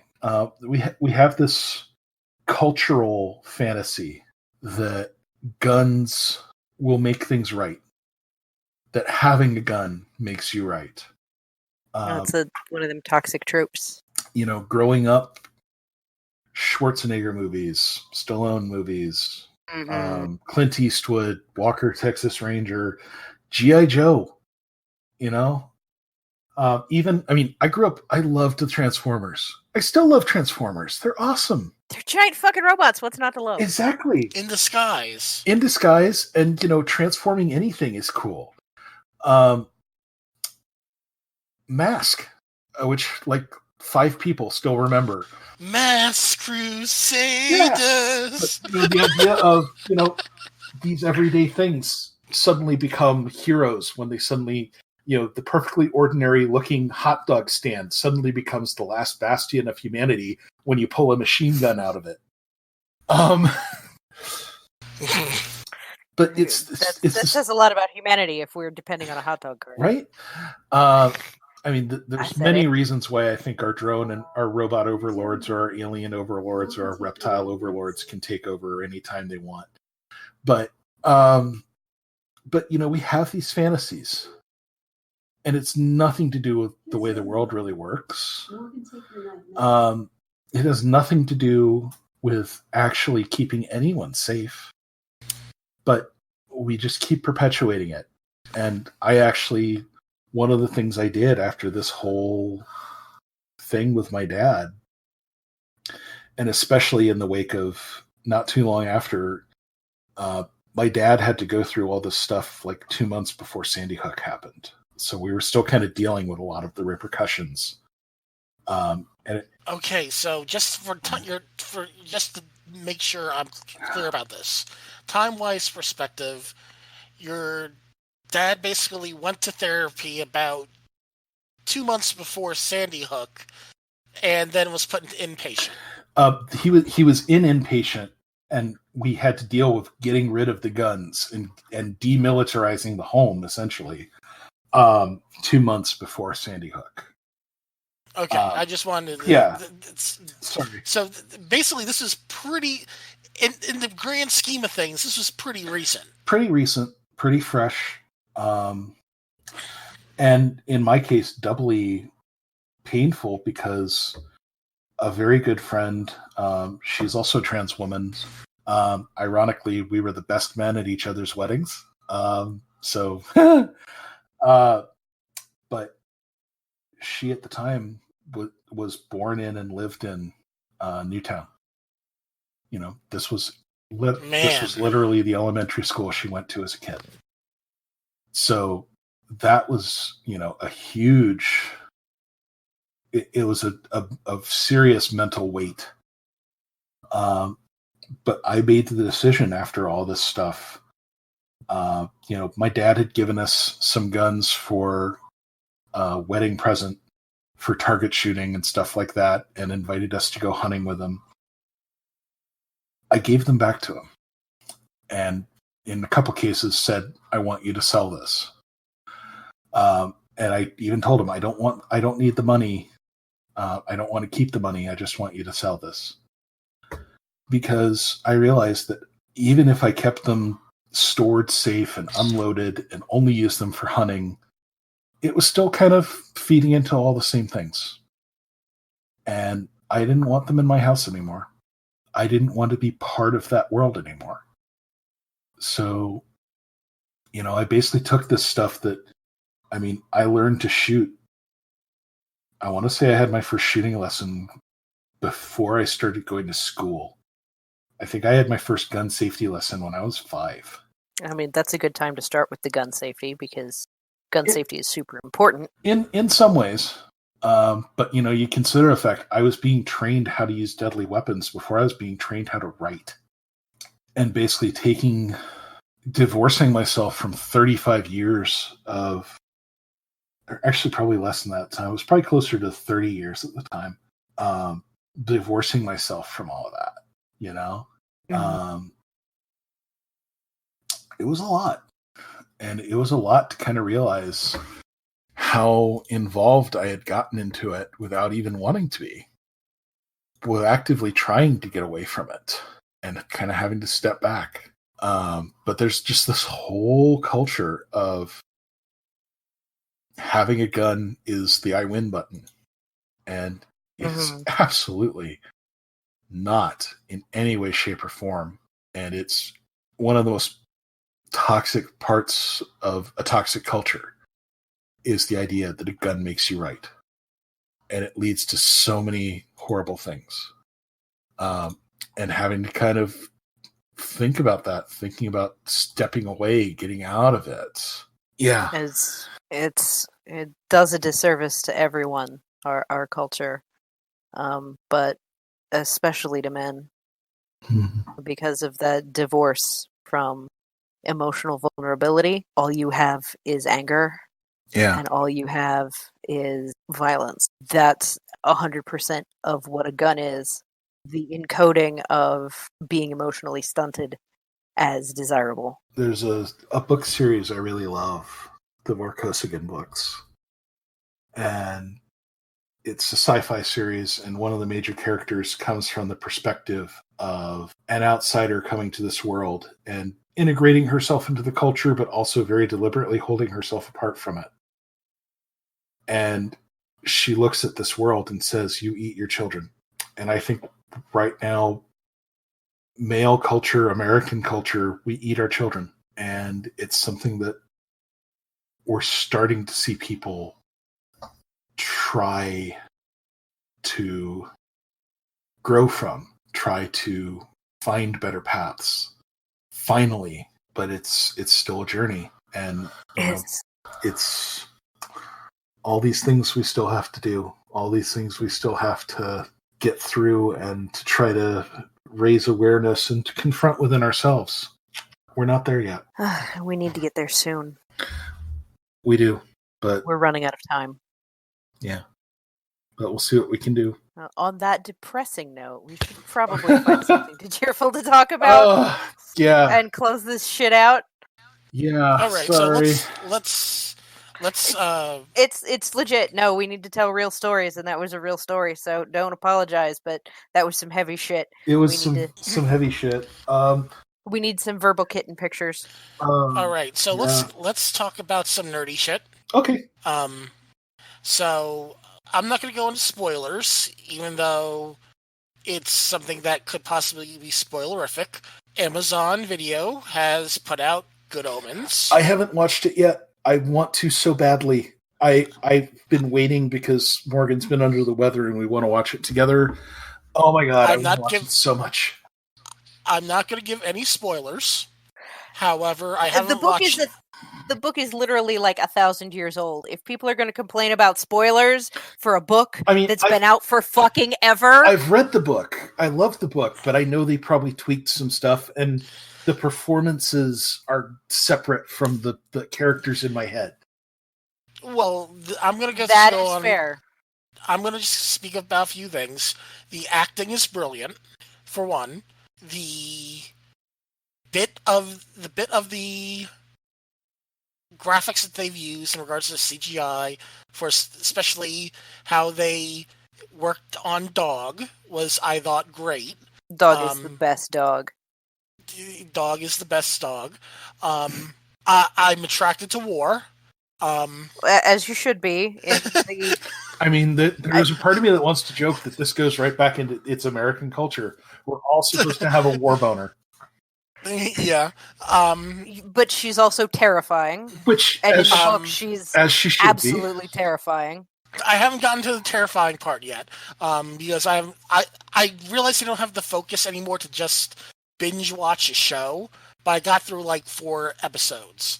It's the description of her in the book was she was beautiful like a forest fire. Oh yeah, yeah. And she smiled like a knife. Her introduction is, this is a terrifying woman. I had a soft spot for war just from the book, but the introduction to war added to that. But one of the things I really liked is that without going into detail, they go through time with Crowley and I can't pronounce the angel's name no matter how hard I try. Aziraphale? Thank you. They go through time with them, which I think they did that very well. And they gave both characters a great treatment. So far, all the characters they've brought in so far, I think they've done very well. Now, granted, this might change after I actually go through the series, but there was a separate rant that Noel has had about that recently that came up because of Screen Rant.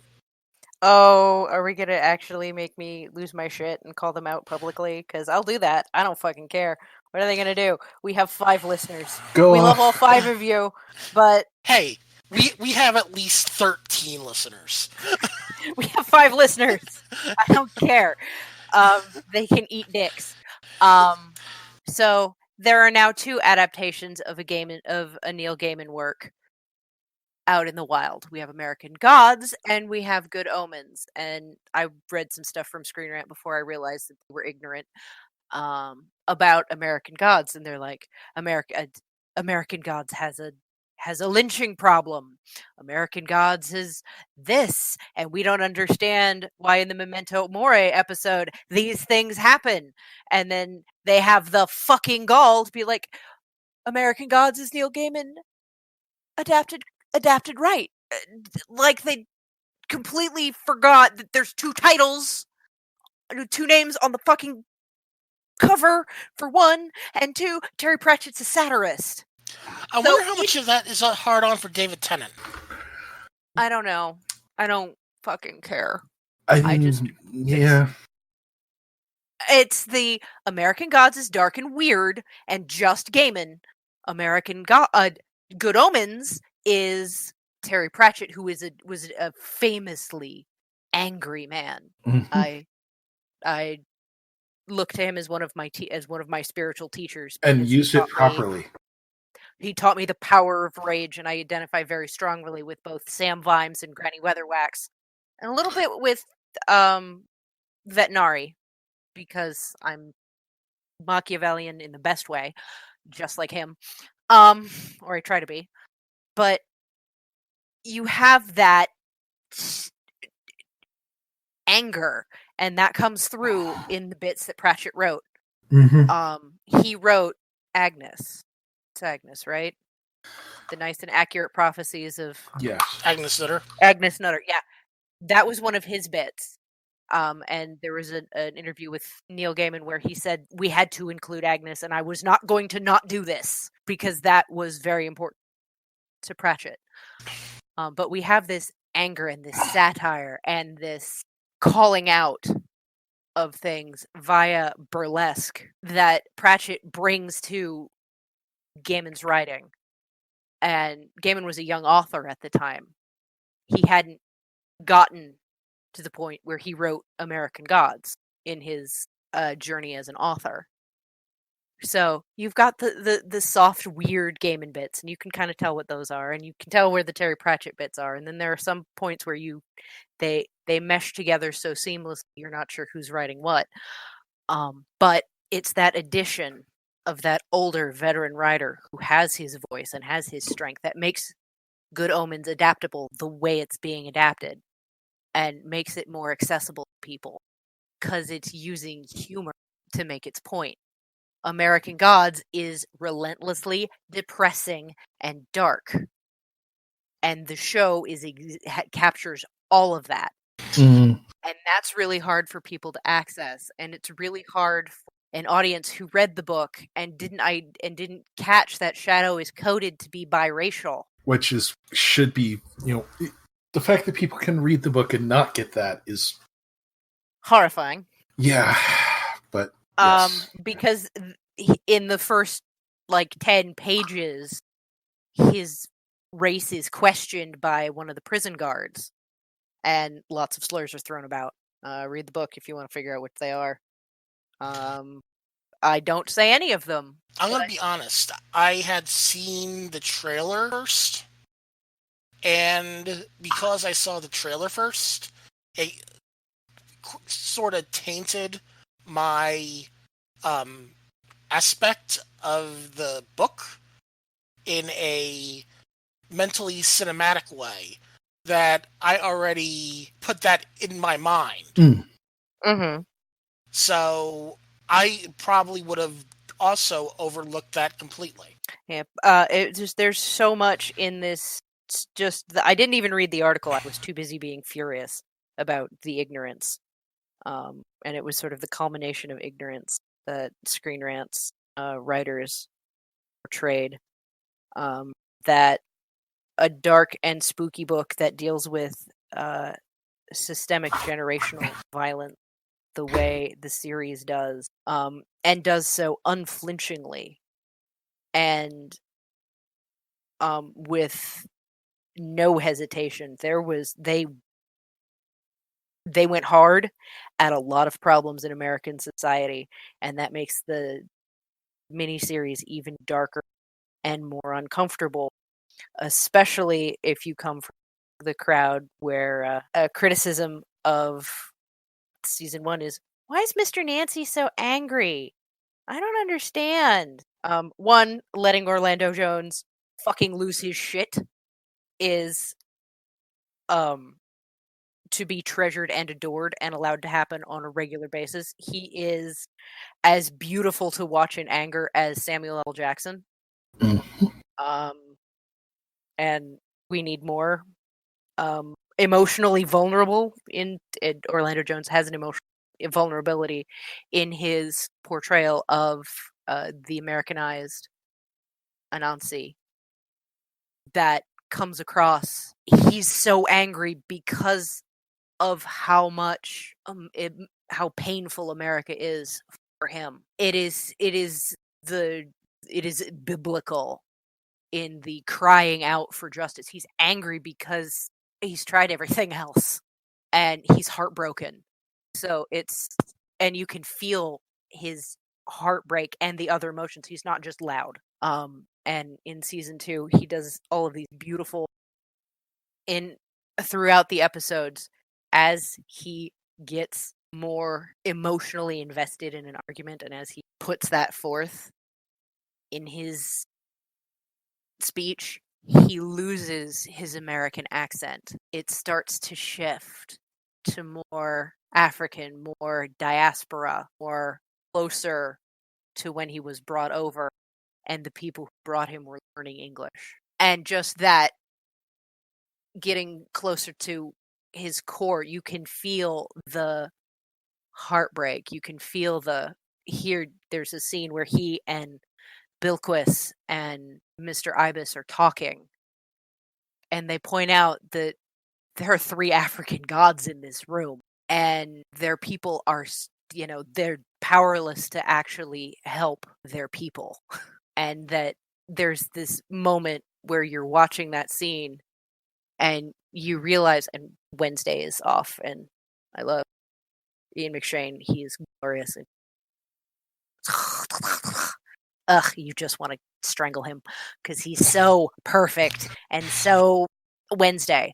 But I'm digressing. And then you realize that there is this white god who will sell his soul, who will sell your soul, not his own, your soul for a corn chip and get you to sign the paperwork. And that this is America. And it's moments like that that make me appreciate the show and the show writers and Mr. Gaiman being willing to be unflinchingly honest, and infuriates me about reviews of American Gods like the one Screen Rant put out today or very recently, because you missed the point of both books. Because Good Omens is not a cheerful book. It just has some jokes. It has some dick jokes slapped on the front. And you forget that we're talking about the apocalypse, the end of the world. And that the book is, and I'm going to spoil a 1,000-year-old body. It's about fighting for the soul of humanity as embodied in a little boy named Adam, who's also the Antichrist. If you didn't pick up any of this from the trailers, eat a bag of dicks. I'm not sorry. Spoilers! It's the book of Good Omens is based on the Book of Revelation. And I just want to put up one more thing that amused me / at the same time made me sad, because you cry at everything. Noelle was completely on point, but I was so proud of this moment that I screenshotted it. This is what appeared on my Facebook feed. I'm posting it now. Okay. What did I say? Oh, yeah. I was super salty. It showed up exactly like this. Yeah. Wow. How? I mean, yes. How? All right, so I'm gonna post this. I'm gonna post this somehow on the website when I get the things put up. But basically, what this is that it was an article by, it was a link from WSYX ABC 6.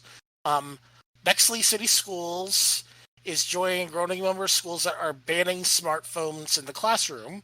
And because Noelle's my friend on Facebook, whenever she comments on something, her comment is the first thing that pops up. So the comment was, but how are they going to tell their families that they love them in the event of an active shooter? And I was like,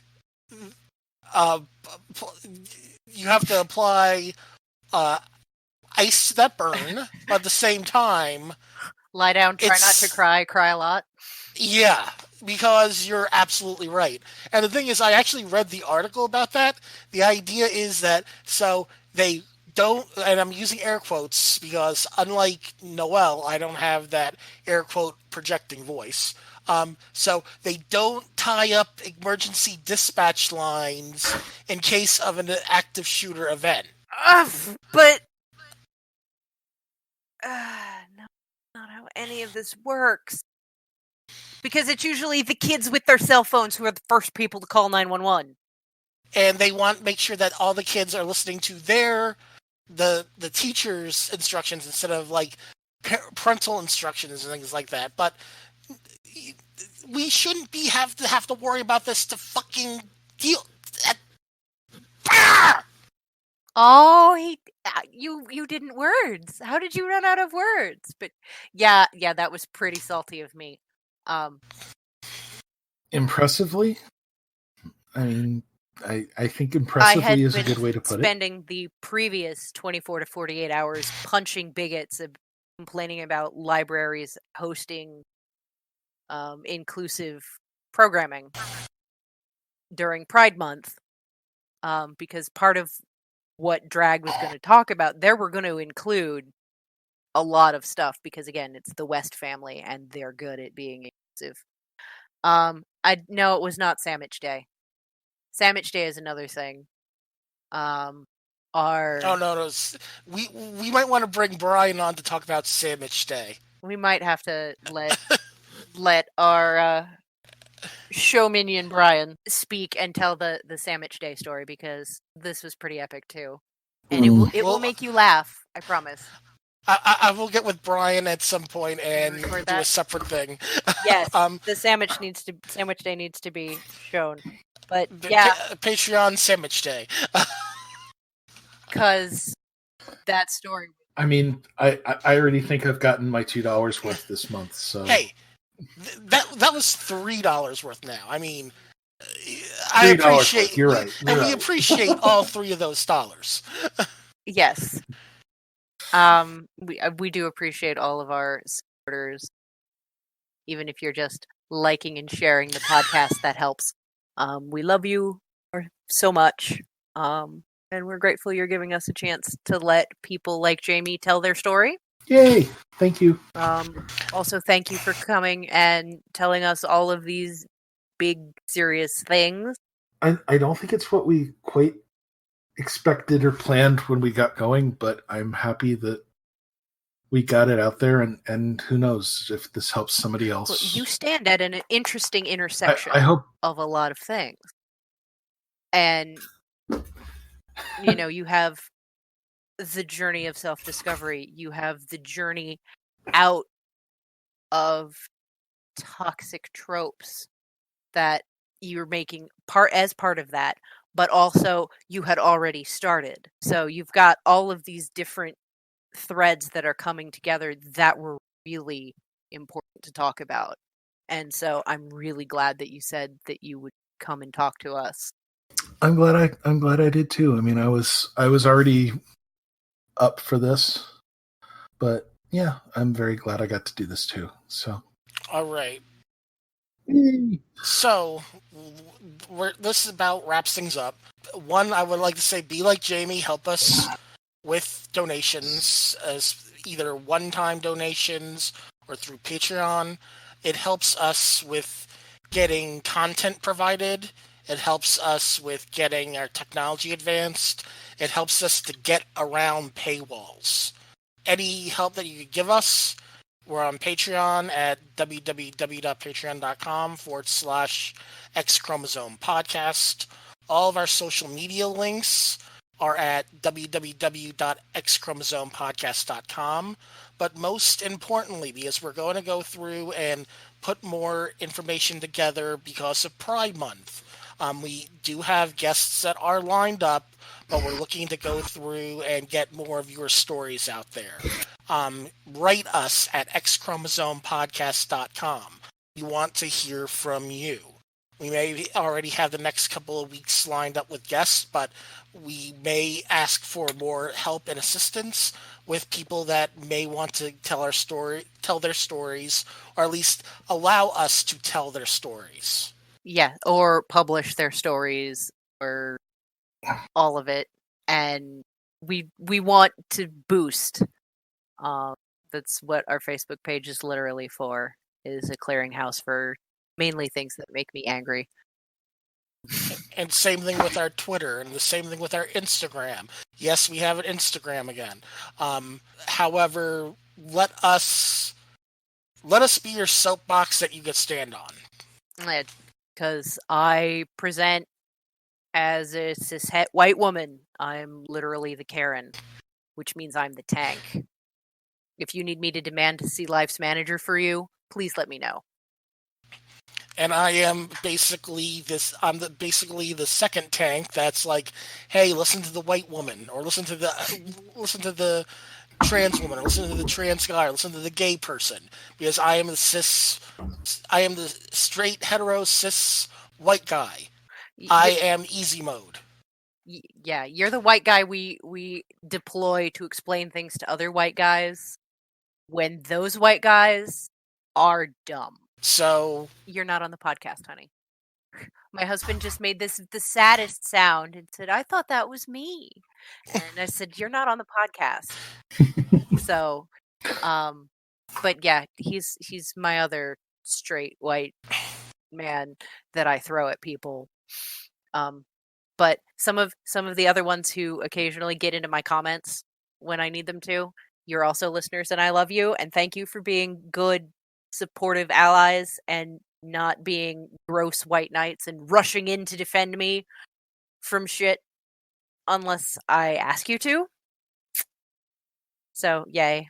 We're working on building a community here, so listen and you like. Please interact with us on social media, send us emails, tell us things. Let us help you tell your stories.